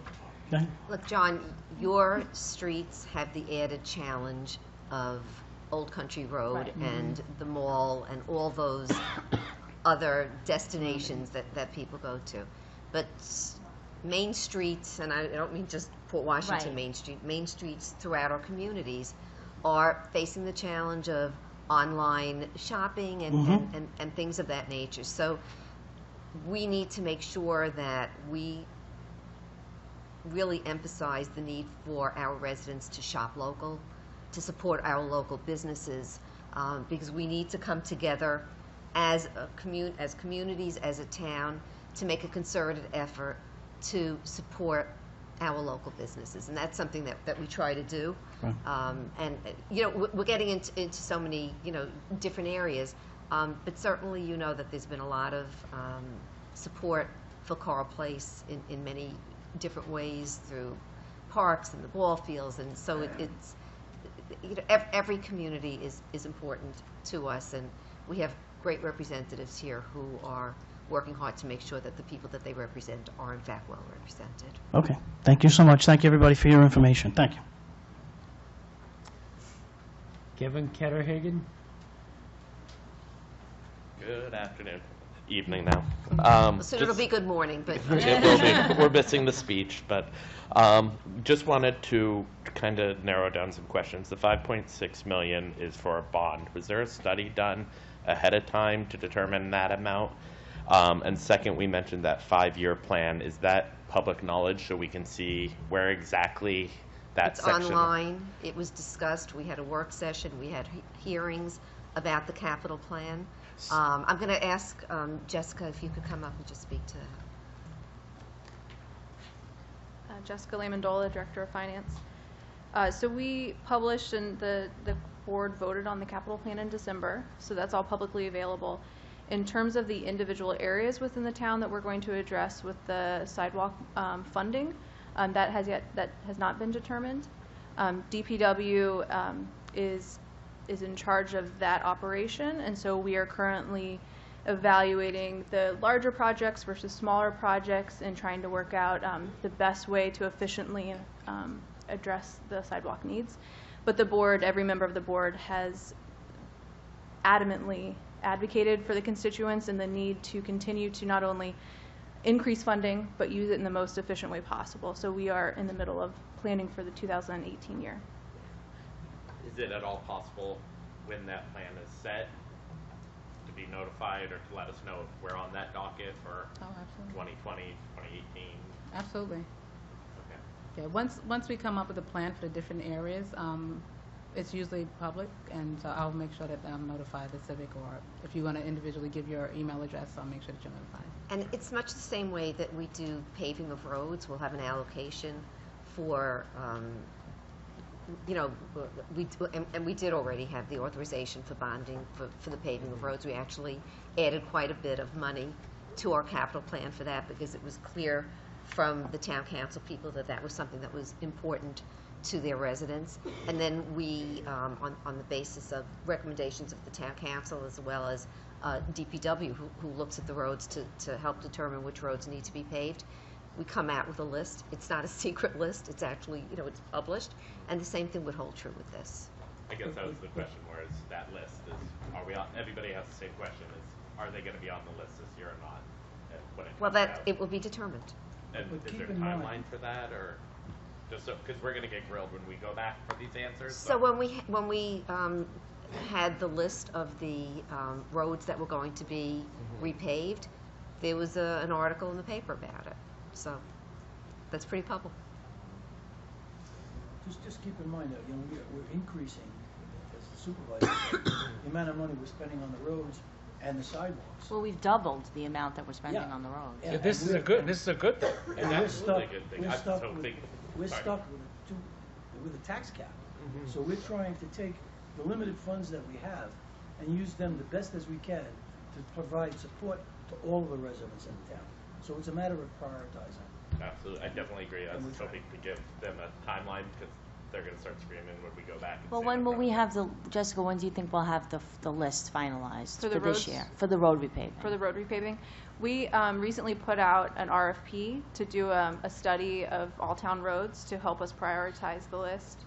That won't be available for a few months. We anticipate distributing to the council people potential roads for the spring, but we'd like to do the largest overall repaving effort in the fall once we have the results from the study. Not beat that dead horse. Is roads considered? I don't know. It's separate. No, roads are not sidewalks. It's different They're funding. separate. Okay. It's different funding. So for the sidewalks, I believe the DPW commissioner is here, so he could probably speak better than I can to this. But we're putting out a concrete bid, which will help us estimate the cost, and we will be able to better estimate what we can address. Paul DiMaria, Commissioner of Public Works. As it was stated before, we now have a significant budget to try and repair our sidewalks. So we are currently right now undergoing a methodology for selecting sidewalks to be repaired. So we're right in the middle of that process. Next week, we're going to be, or in 2 weeks, we're going to be having a meeting with our highway foremans and our sidewalk foremans to have them help us identify some of these areas because they're out there all the time. So that's where we're going to start. We're also looking to have a requirements contract for larger projects. That's another possibility, so we'll have that tool as well. And again, the mission for the sidewalk district right now is to have safe sidewalks, so people aren't getting hurt. Perfect. Appreciate it. Thank you. So because I can't just let it go. I know. The conundrum that we face on Westbury Avenue, of course, is the fact that the county is talking about repaving it. And if they repave it, those sidewalks need to be replaced. Not repaired, not maintained, but they need to be replaced. And the issue that we have is we don't have the ability to start replacing sidewalks throughout our town. We don't have the resources for that. So to start replacing the sidewalks that you're talking about, if the county is then going to come and rip everything up, you can see, you don't want to do that knowing that it's going to be ripped up. So we have a real issue. I'm hoping, and I'm optimistic that we'll be able to have a good discussion with the county and come to some resolution as to how we can work together to make this happen. would it be safe then to assume the 5.6 million that's for repair and that's what it should be for? That Westbury Avenue needs to be replaced. So these are two separate issues, and the 5.6 is not dedicated to the repair of. So understand that 5.6 is for the period of 5 years. So it's Okay. really basically $1 million for this year. Jessica, did you? I saw you. Does that make sense? I don't know if I'm saying it. For town roads, we're still responsible for replacement, so I just didn't want that Right. to be confusing. Okay. So that some of that money on a town road would be for replacement, but it's still No, allocated for but repair. talking about side. To get the county to Yeah. pay to replace them, we would like to do Yes. that, and then it'll leave the rest of the money for other For things. the other areas. Right. So 5.6, no. But it all 5.6 depends where we are with the county. over 5 years. Right, and there's- And by the way, this battle with the county, or this discussion is Battle. something that we face in all of our districts. Right. And we're just trying to get clarification so when we go back for the 5th year, we're No, not it's great. It's saying great the wrong that thing to look. It's great that you're everybody. here. You're asking the questions. By asking the questions, it causes us to speak about it even more, and that's good. Yeah, and it helps with our dialogue with the county as well. Right. One last thing, just not to beat a dead horse, but this Dead. is a thing in Not to beat it progress. again. Right. Because we can put something on year 2, 3, 4, and 5, Mm-hmm. and then all of a sudden something happens to that sidewalk or that road, and we have the ability to move that up and push some other roads that maybe aren't as bad off, or sidewalks that aren't as bad off, into years 4 and 5. So those are people that are constantly watching that to make sure that we do the best job we can of providing the best services and the quality that we need to protect our residents that Appreciate live it. there. A lot of sidewalks out there. Thank you. Thank you. So I'd like to close the public hearing, offer the resolution, and move for its adoption. Councilwoman DeGiorgio. Aye. Councilman Ferrara. Aye. Councilwoman Kaplan. Aye. Councilwoman Russell. Aye. Councilwoman Seaman. Aye. Councilman Zuckerman. Aye. Supervisor Bosworth. Aye. Item 14, a resolution and order after public hearing held on January 30th, 2018, authorizing the increase and improvement of facilities of the North Hempstead Lighting District. Mr. Wink, are there any cards No. on this? Is there any comments? All right. I'd like to close the public hearing, offer the resolution, and move for its adoption. Councilwoman DeGiorgio. Aye. Councilman Ferrara. Councilwoman Kaplan. Councilwoman Russell. Aye. Councilwoman Seaman. Councilman Zuckerman. Aye. Supervisor Bosworth.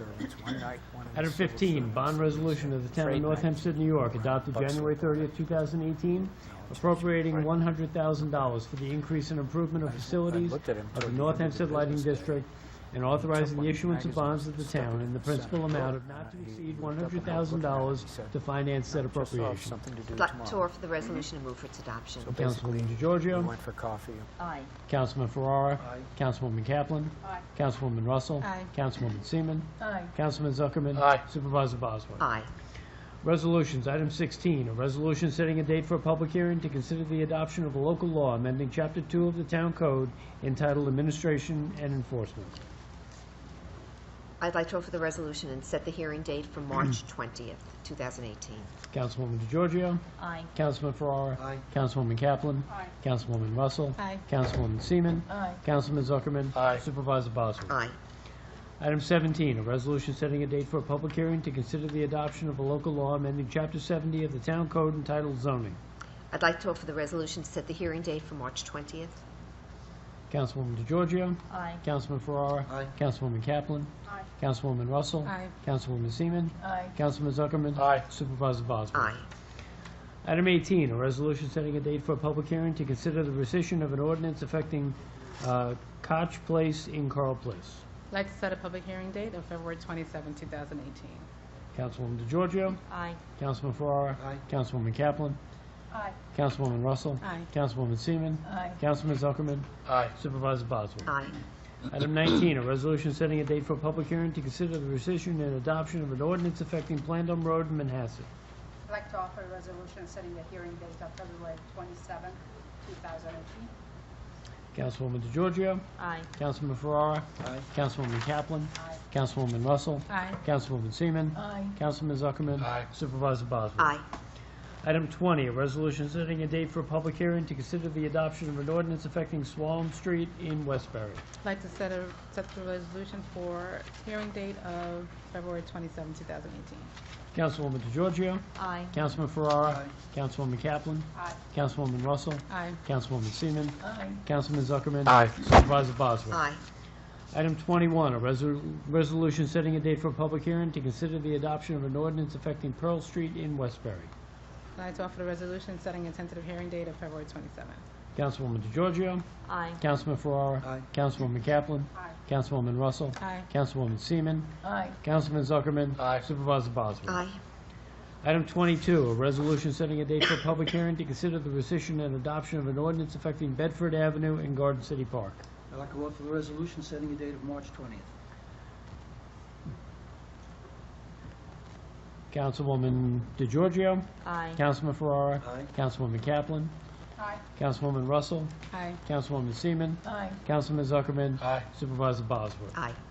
Item 23, a resolution setting a date for a public hearing to consider the application of 220 Northern Boulevard Development LLC for a special use permit for the premises located at 220 Northern Boulevard, Great Neck, New York, and designated on the Nassau County Land and Tax Map as Section 2, Block 73, Lots 1 through 11.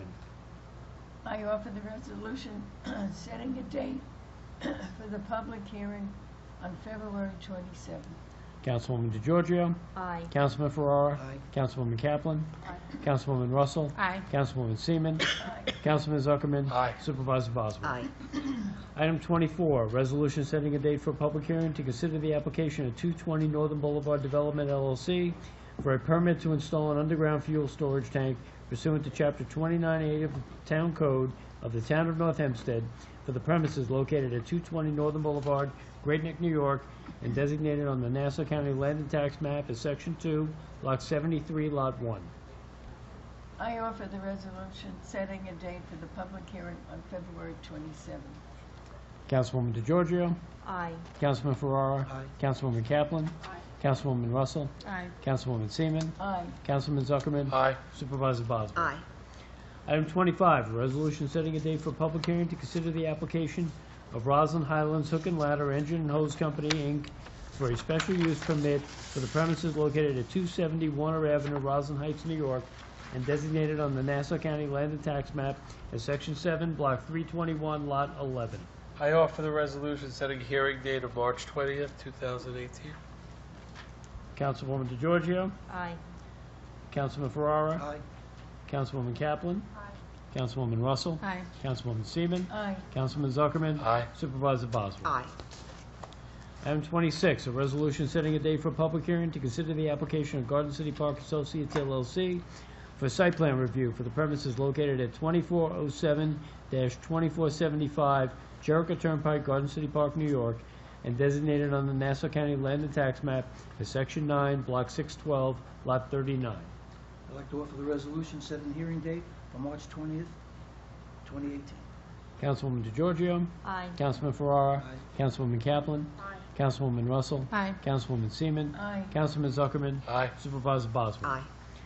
Item 27, a resolution setting a date for a public hearing to consider the application of 1111 Northern Boulevard LLC for a permit to install an underground fuel storage tank pursuant to Chapter 29A of the Town Code of the Town of North Hempstead for the premises located at 1111 Northern Boulevard, Manhasset, New York, and designated on the Nassau County Land and Tax Map as Section 3, Block 236, Lots 10 and 11. I'd like to offer a resolution setting the hearing date of March 20th, 2018. Councilwoman DeGiorgio. Aye. Councilman Ferrara. Aye. Councilwoman Kaplan. Aye. Councilwoman Russell. Aye. Councilwoman Seaman. Aye. Councilman Zuckerman. Aye. Supervisor Bosworth. Aye. Item 28, a resolution setting a date for a public hearing to consider the application of 1175 Willis Corp. for a permit to install an underground fuel storage tank pursuant to Chapter 29A of the Town Code of the Town of North Hempstead for the premises located at 1175 Willis Avenue, Albertson, New York, and designated on the Nassau County Land and Tax Map as Section 7, Block 318, Lots 1 and 2.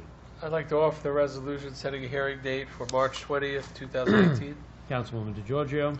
Aye. Councilman Ferrara. Aye. Councilwoman Kaplan. Councilwoman Russell. Aye. Councilwoman Seaman. Aye. Councilman Zuckerman. Aye. Supervisor Bosworth. Aye.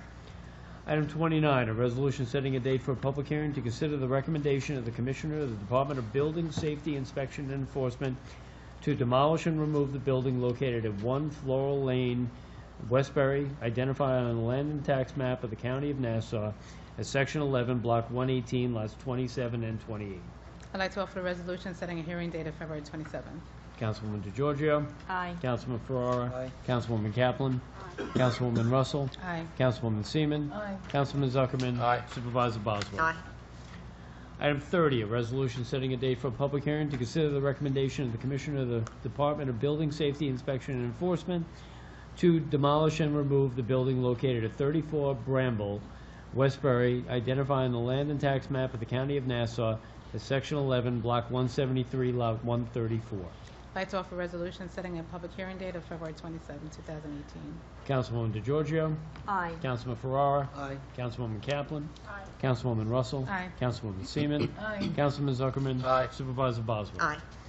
Item 31, a resolution setting a date for a public hearing to consider the execution of contracts with various fire companies for fire protection services to be furnished in fire protection districts. I'd like to offer the resolution and set the hearing date for February 27th, 2018. Councilwoman DeGiorgio. Aye. Councilman Ferrara. Aye. Councilwoman Kaplan. Councilwoman Russell. Aye. Councilwoman Seaman. Aye. Councilman Zuckerman. Aye. Supervisor Boswell. Aye. Item 32, a resolution setting a date for a public hearing to consider the application of Babek Damadi for an appeal from a disapproval of the Commissioner of Building Safety, Inspection, and Enforcement of a structured dock application pursuant to Chapter 42 of the Town Code for the property located at 40 Shore Drive, Kings Point, New York, and identified on the Nassau County Land and Tax Map as Section 1, Block 42, lots 26 through 29. I would like to amend to change the public hearing date from February 27 to March 20th, which would be after the Water Advisory Commission has met and has made their determination. Okay. A vote on the amendment. Councilwoman DeGiorgio. Aye. Councilman Ferrara. Aye. Councilwoman Kaplan. Aye. Councilwoman Russell. Aye. Councilwoman Seaman. Aye. Councilman Zuckerman. Aye. Supervisor Boswell. Aye. Now, as amended, Councilwoman DeGiorgio. Aye. Councilman Ferrara. Aye. Councilwoman Kaplan. Aye. Councilwoman Russell. Aye. Councilwoman Seaman. Aye. Councilman Zuckerman. Aye. Supervisor Boswell. Aye. Item 33, a resolution authorizing the award of a bid for HVAC improvements to the Department of Public Works Complex, 285 Denton Avenue, New Hyde Park, DPW project number 16-17, Phase 2. I'd like to offer the resolution and move for its adoption. Councilwoman DeGiorgio. Aye. Councilman Ferrara. Aye. Councilwoman Kaplan. Aye. Councilwoman Russell. Aye. Councilwoman Seaman. Aye. Councilman Zuckerman. Aye. Supervisor Boswell. Aye. 34, item 34, resolution authorizing the award of a bid for improvements to the sanitary sewer system at North Hempstead Beach Park, Port Washington, New York, DPW project number 16-12, Phase 1. I'd like to offer the resolution and move for its adoption. Councilwoman DeGiorgio. Aye. Councilman Ferrara. Aye. Councilwoman Kaplan. Aye. Councilwoman Russell. Aye. Councilwoman Seaman. Aye. Councilman Zuckerman. Aye. Supervisor Boswell. Aye. Item 35, a resolution authorizing awards in connection with a request for proposals for Information Technology Consulting Services, TNH 80-2017. I'd like to offer the resolution and move for its adoption. Councilwoman DeGiorgio. Aye. Councilman Ferrara. Aye. Councilwoman Kaplan. Aye. Councilwoman Russell. Aye. Councilwoman Seaman. Aye. Councilman Zuckerman. Aye. Supervisor Boswell. Aye. Item 36, a resolution authorizing the execution of an agreement with PW Grosser Consulting, Inc. for engineering services for drainage improvements at the intersection of Allen Drive and Summer Avenue, Great Neck, New York, DPW project number 17-19. I'd like to offer the resolution and move for its adoption. Councilwoman DeGiorgio. Aye. Councilman Ferrara. Aye. Councilwoman Kaplan. Aye. Councilwoman Russell. Aye. Councilwoman Seaman. Aye. Councilman Zuckerman. Aye. Supervisor Boswell. Aye. Item 37, a resolution authorizing the execution of an agreement with Nelson and Pope Engineers and Surveyors for engineering services for the design and construction of a dog park at Michael J. Tully Park, New Hyde Park, New York, DPW project number 17-24. We're going to have a lot of happy dogs and dog owners. So I'd like to offer the resolution, move for its adoption. Councilwoman DeGiorgio. Aye. Councilman Ferrara. Aye. Councilwoman Kaplan. Aye. Councilwoman Russell. Aye. Councilwoman Seaman. Aye. Councilman Zuckerman. Aye. Supervisor Boswell. So barks of joy. Aye. Aye. We'll send them to your house. Item 38, a resolution ratifying the execution of an agreement with Lizardo's Mechanical and Engineering Associates, P.C., for the evaluation of the heating system at Michael J. Tully Park, New Hyde Park. I'd like to offer the resolution, move for its adoption. Councilwoman DeGiorgio. Aye. Councilman Ferrara. Aye. Councilwoman Kaplan. Aye. Councilwoman Russell. Aye. Councilwoman Seaman. Aye. Councilman Zuckerman. Aye. Supervisor Bosworth. Aye. Item 39, a resolution authorizing the execution of an agreement with the Viscardi Center, Inc. for the development, implementation, and management of a program for persons with developmental disabilities. I'd like to offer the resolution and move for its adoption. Councilwoman DeGiorgio. Aye. Councilman Ferrara. Aye. Councilwoman Kaplan. Councilwoman Russell. Aye. Councilwoman Seaman. Aye. Councilman Zuckerman. Aye. Supervisor Bosworth. Aye. Item 40, a resolution authorizing the execution of an agreement with Play Power LT Farmington, DBA Little Tykes Commercial, for the installation of playground equipment at Broadway Park, New Hyde Park. I'd like to offer the resolution, move for its adoption. Councilwoman DeGiorgio. Aye. Councilman Ferrara. Aye. Councilwoman Kaplan. Aye. Councilwoman Russell. Aye. Councilwoman Seaman. Aye. Councilman Zuckerman. Aye. Supervisor Bosworth. Aye. Item 41, a resolution authorizing the execution of an agreement with LND Studio for the Arts LLC for dance classes at the North Hempstead Yes We Can Community Center, Newcastle. I'd like to offer the resolution, move for its adoption. Councilwoman DeGiorgio. Aye. Councilman Ferrara. Aye. Councilwoman Kaplan. Aye. Councilwoman Russell. Aye. Councilwoman Seaman. Aye. Councilman Zuckerman. Aye. Supervisor Bosworth. Aye. Item 42, a resolution authorizing the execution of an agreement with Fairway Golf Car Corp. for the lease of club cars at Harbor Links Golf Course, Port Washington. I offer the resolution and move for its adoption. Councilwoman DeGiorgio. Aye. Councilman Ferrara. Aye. Councilwoman Kaplan. Councilwoman Russell. Aye. Councilwoman Seaman. Aye. Councilman Zuckerman. Aye. Supervisor Bosworth. Aye. Item 43, a resolution authorizing the execution of an agreement with GPSI for the installation of GPS systems on golf carts at Harbor Links Golf Course, Port Washington. I offer the resolution and move for its adoption. Councilwoman DeGiorgio. Aye. Councilman Ferrara. Aye. Councilwoman Kaplan. Aye. Councilwoman Russell. Aye. Councilwoman Seaman. Aye. Councilman Zuckerman. Aye. Supervisor Bosworth. Aye. Item 44, a resolution authorizing the execution of an agreement with Unified Newcastle Community Revitalization Corp. to sponsor a summer camp. I offer the resolution and move for its adoption. Councilwoman DeGiorgio. Aye. Councilman Ferrara. Aye. Councilwoman Kaplan. Councilwoman Russell. Aye. Councilwoman Seaman. Aye. Councilman Zuckerman. Aye. Supervisor Bosworth. Aye. Item 45, a resolution authorizing the execution of an agreement with AAA New York to conduct car fit programs at various town locations. I'd like to offer the resolution and move for its adoption. Councilwoman DeGiorgio. Aye. Councilman Ferrara. Aye. Councilwoman Kaplan. Councilwoman Russell. Aye. Councilwoman Seaman. Aye. Councilman Zuckerman. Aye. Supervisor Bosworth. Aye. Item 46, a resolution authorizing the execution of an agreement with AARP to conduct defensive driving courses at Clinton G. Martin Park, New Hyde Park. I'd like to offer the resolution and move for its adoption. Councilwoman DeGiorgio. Aye. Councilman Ferrara. Aye. Councilwoman Kaplan. Councilwoman Russell. Aye. Councilwoman Seaman. Aye. Councilman Zuckerman. Aye. Supervisor Bosworth. Aye. Item 47, a resolution authorizing an agreement with Integrated Wireless Technologies LLC for mobile radio installations and shop radio repairs. I'd like to offer the resolution and move for its adoption. Councilwoman DeGiorgio. Aye. Councilman Ferrara. Aye. Councilwoman Kaplan. Councilwoman Russell. Aye. Councilwoman Seaman. Aye. Councilman Zuckerman. Aye. Supervisor Bosworth. Aye. Item 48, a resolution authorizing the execution of an agreement with County Energy Controls for maintenance, service, and upgrades for the temperature control system at Town Hall, Manhasset. I'd like to offer the resolution and move for its adoption. Councilwoman DeGiorgio. Aye. Councilman Ferrara. Aye. Councilwoman Kaplan. Councilwoman Russell. Aye. Councilwoman Seaman. Aye. Councilman Zuckerman. Aye. Supervisor Bosworth. Aye.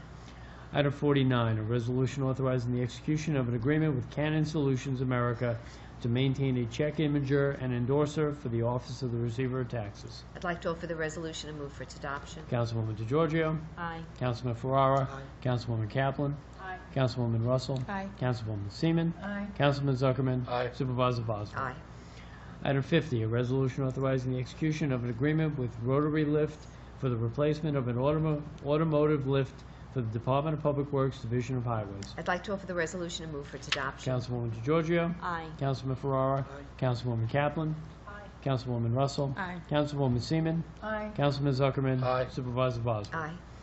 Item 51, a resolution authorizing the town to use an agreement entered into between the New York State Office of General Services and Automotive Rentals, Inc., DBA ARI for automotive repairs for town vehicles. I'd like to offer the resolution and move for its adoption. Councilwoman DeGiorgio. Aye. Councilman Farrar. Aye. Councilwoman Kaplan. Councilwoman Russell. Aye. Councilwoman Seaman. Aye. Councilman Zuckerman. Aye. Supervisor Bosworth. Aye. Item 52, a resolution authorizing the use of an agreement between the County of Nassau and 3D Industrial for pipe and sewer work townwide. I'd like to offer the resolution and move for its adoption. Councilwoman DeGiorgio. Aye. Councilman Ferrara. Aye. Councilwoman Kaplan. Aye. Councilwoman Russell. Aye. Councilwoman Seaman. Aye. Councilman Zuckerman. Aye. Supervisor Bosworth. Aye. Item 53, a resolution authorizing the use of an agreement between Suffolk County and National Water Main Cleaning for the digital inspection and cleaning of pipes within the town. I'd like to offer the resolution and move for its adoption. Councilwoman DeGiorgio. Aye. Councilman Ferrara. Aye. Councilwoman Kaplan. Councilwoman Russell. Aye. Councilwoman Seaman. Aye. Councilman Zuckerman. Aye. Supervisor Bosworth. Aye. Item 54, a resolution authorizing the execution of an order on consent with the New York State Department of Environmental Conservation. I'd like to offer the resolution and move for its adoption. Councilwoman DeGiorgio. Aye. Councilman Ferrara. Aye. Councilwoman Kaplan. Councilwoman Russell. Aye. Councilwoman Seaman. Aye. Councilman Zuckerman. Aye. Supervisor Bosworth. Aye. Item 55, a resolution authorizing an amendment to an agreement with WFC Architects LLP for engineering services related to repairs to the Michael J. Tully Park Aquatic Center, DPW project number 15-01R. I'd like to offer the resolution, move for its adoption. Councilwoman DeGiorgio. Aye. Councilman Ferrara. Aye. Councilwoman Kaplan. Councilwoman Russell. Aye. Councilwoman Seaman. Aye. Councilman Zuckerman. Aye. Supervisor Bosworth. Aye. Item 56, a resolution authorizing the execution of an amendment to an agreement with Lyro Program and Construction Management, PEPC, for engineering services related to the improvements to the Clinton G. Martin Park Facility, New Hyde Park, DPW project number 15-15CM. I'd like to offer the resolution and move for its adoption. Councilwoman DeGiorgio. Aye. Councilman Ferrara. Aye. Councilwoman Kaplan. Councilwoman Russell. Aye. Councilwoman Seaman. Aye. Councilman Zuckerman. Aye. Supervisor Bosworth. Aye. Item 57, a resolution authorizing the execution of an amendment to an agreement with Gramercy Group, Inc. related to the improvements to the Clinton G. Martin Park Facility, New Hyde Park, DPW project number 15-15. I'd like to offer the resolution and move for its adoption. Councilwoman DeGiorgio. Aye. Councilman Ferrara. Aye. Councilwoman Kaplan. Councilwoman Russell. Aye. Councilwoman Seaman. Aye. Councilman Zuckerman. Aye. Supervisor Bosworth. Aye. Item 58, a resolution authorizing an amendment to an agreement with J.R. Holtzmacher P.E. LLC for engineering services related to the improvements to the Clinton G. Martin Park Facility, New Hyde Park, DPW project number 15-15. I'd like to offer the resolution and move for its adoption. Councilwoman DeGiorgio. Aye. Councilman Ferrara. Aye. Councilwoman Kaplan. Councilwoman Russell. Aye. Councilwoman Seaman. Aye. Councilman Zuckerman. Aye. Supervisor Bosworth. Aye. Item 59, a resolution authorizing the execution of an amendment to an agreement with AmRamp of Long Island for the rental of a chairlift at Michael J. Tully Park, New Hyde Park. I'd like to offer the resolution, move for its adoption. Councilwoman DeGiorgio. Aye. Councilman Farrar. Aye. Councilwoman Kaplan. Councilwoman Russell. Aye. Councilwoman Seaman. Aye. Councilman Zuckerman. Aye. Supervisor Bosworth. Aye. Item 60, a resolution authorizing the execution of an amendment to an agreement with Helping Promote Animal Welfare, Inc. for mobile cat unit events. I'd like to offer the resolution and move for its adoption. There's your cats. Yeah. Councilwoman DeGiorgio. Aye. Councilman Ferrara. Aye. Councilwoman Kaplan. Councilwoman Russell. Aye. Councilwoman Seaman. Aye. Councilman Zuckerman. Aye. Supervisor Bosworth. Aye. Item 61, a resolution authorizing the purchase of various software maintenance and technical support services for the Department of Information Technology and Telecommunications and the Office of the Town Clerk. I'd like to offer the resolution and move for its adoption. Councilwoman DeGiorgio. Aye. Councilman Ferrara. Aye. Councilwoman Kaplan. Councilwoman Russell. Aye. Councilwoman Seaman. Aye. Councilman Zuckerman. Aye. Supervisor Bosworth. Aye. Item 62, a resolution authorizing payment to Easy Links Golf LLC for annual support services at Harbor Links Golf Course, Port Washington. I offer the resolution and move for its adoption. Councilwoman DeGiorgio. Aye. Councilman Ferrara. Aye. Councilwoman Kaplan. Aye. Councilwoman Russell. Aye. Councilwoman Seaman. Aye. Councilman Zuckerman. Aye. Supervisor Bosworth. Aye. Item 63, a resolution authorizing payment to Toshiba America Business Solutions, Inc. for the rental of a copier for the reproduction area at Town Hall, Manhasset. I'd like to offer the resolution and move for its adoption. Councilwoman DeGiorgio. Aye. Councilman Ferrara. Councilwoman Kaplan. Aye. Councilwoman Russell. Aye. Councilwoman Seaman. Aye. Councilman Zuckerman. Aye. Supervisor Bosworth. Aye. Item 64, a resolution authorizing payment to Sunbelt Rentals for the rental of an air compressor for Harbor Links Golf Course, Port Washington. I'd like to offer the resolution and move for its adoption. Councilwoman DeGiorgio. Aye. Councilman Ferrara. Aye. Councilwoman Kaplan. Aye. Councilwoman Russell. Aye. Councilwoman Seaman. Aye. Councilman Zuckerman. Aye. Supervisor Bosworth. Aye.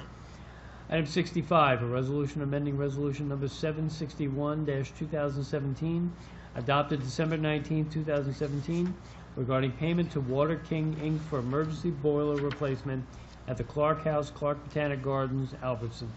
I offer the resolution and move for its adoption. Councilwoman DeGiorgio. Aye. Councilman Ferrara. Aye. Councilwoman Kaplan. Aye. Councilwoman Russell. Aye. Councilwoman Seaman. Aye. Councilman Zuckerman. Aye. Supervisor Bosworth. Aye. Item 67, a resolution establishing a new property address of 4 Mullen Avenue, Port Washington, New York, for the premises identified as Section 5, Block D, Lot 37 on the land and tax map of the County of Nassau. I offer the resolution and move for its adoption. Councilwoman DeGiorgio. Aye. Councilman Ferrara. Aye. Councilwoman Kaplan. Councilwoman Russell. Aye. Councilwoman Seaman. Aye. Councilman Zuckerman. Aye. Supervisor Bosworth. Aye. Item 68, a resolution authorizing certain interfund transfers for 2017. I'd like to offer the resolution and move for its adoption. Councilwoman DeGiorgio. Aye. Councilman Ferrara. Aye. Councilwoman Kaplan. Councilwoman Russell. Aye. Councilwoman Seaman. Aye. Councilman Zuckerman. Aye. Supervisor Bosworth. Aye. Item 69, a resolution reappointing the members of the Town of North Hempstead Historic Landmarks Preservation Commission. I'd like to offer the resolution and move for its adoption. Councilwoman DeGiorgio. Aye. Councilman Ferrara. Aye. Councilwoman Kaplan. Councilwoman Russell. Aye. Councilwoman Seaman. Aye. Councilman Zuckerman. Aye. Supervisor Bosworth. Aye. Item 70, a resolution authorizing the town to participate in the Mayor's Monarch Pledge Program sponsored by the National Wildlife Foundation. I'd like to offer the resolution and move for its adoption. Okay. Councilwoman DeGiorgio. Aye. Councilman Ferrara. Aye. Councilwoman Kaplan.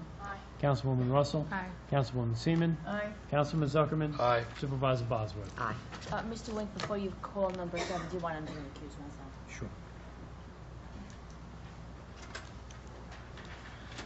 Sure. Item 71, a resolution authorizing the appointment of professionals for the Great Neck Park District, Westbury Water District, Albertson Water District, Carl Place Water District, Port Washington Water Pollution Control District, Manhasset Lakeville Water District, Manhasset Park District, Roslyn Water District, Port Washington Water District, Glenwood Garbage District, Great Neck Water Pollution Control District, Glenwood Water District, Garden City Park Water District, and Port Washington Water District. I'd like to offer the resolution and move for its adoption. Councilman Ferrara. Aye. Councilwoman Kaplan. Councilwoman Russell. Aye. Councilwoman Seaman. Aye. Councilman Zuckerman. Aye. Supervisor Bosworth. Aye. Will someone please invite Councilwoman DeGiorgio back into the room? She heard you. I heard you. There you go. Then I will do the inviting. Council, item 72, a resolution amending the Town of North Hempstead fee schedule. I'd like to offer the resolution and move for its adoption. Councilwoman DeGiorgio. Aye. Councilman Ferrara. Aye. Councilwoman Kaplan. Councilwoman Russell. Aye. Councilwoman Seaman. Aye. Councilman Zuckerman. Aye. Supervisor Bosworth. Aye.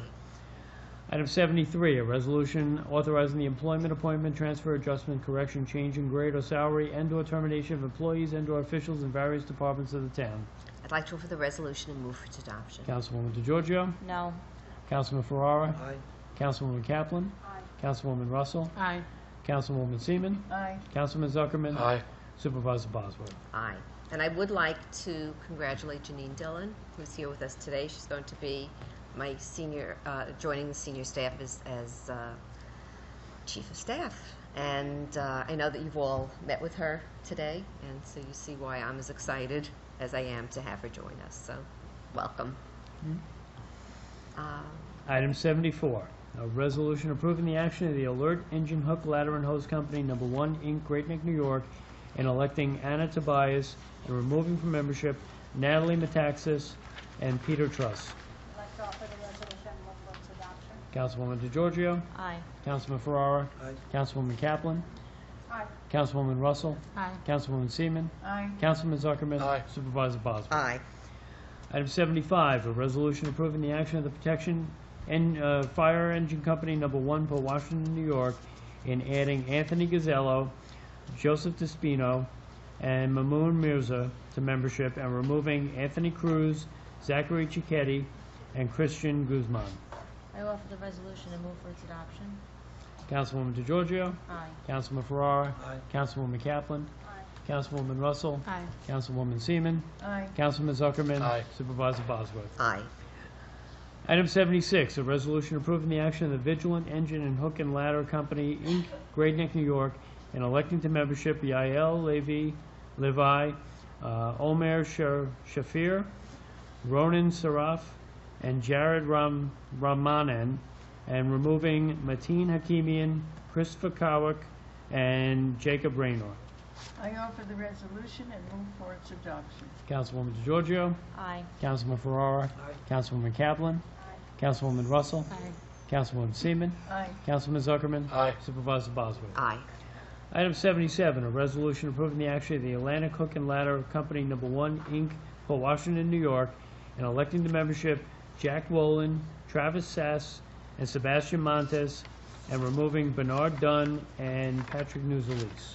I offer the resolution and move for its adoption. Councilwoman DeGiorgio. Aye. Councilman Ferrara. Aye. Councilwoman Kaplan. Councilwoman Russell. Aye. Councilwoman Seaman. Aye. Councilman Zuckerman. Aye. Supervisor Bosworth. Aye. I move to adjourn. Councilwoman DeGiorgio. Aye.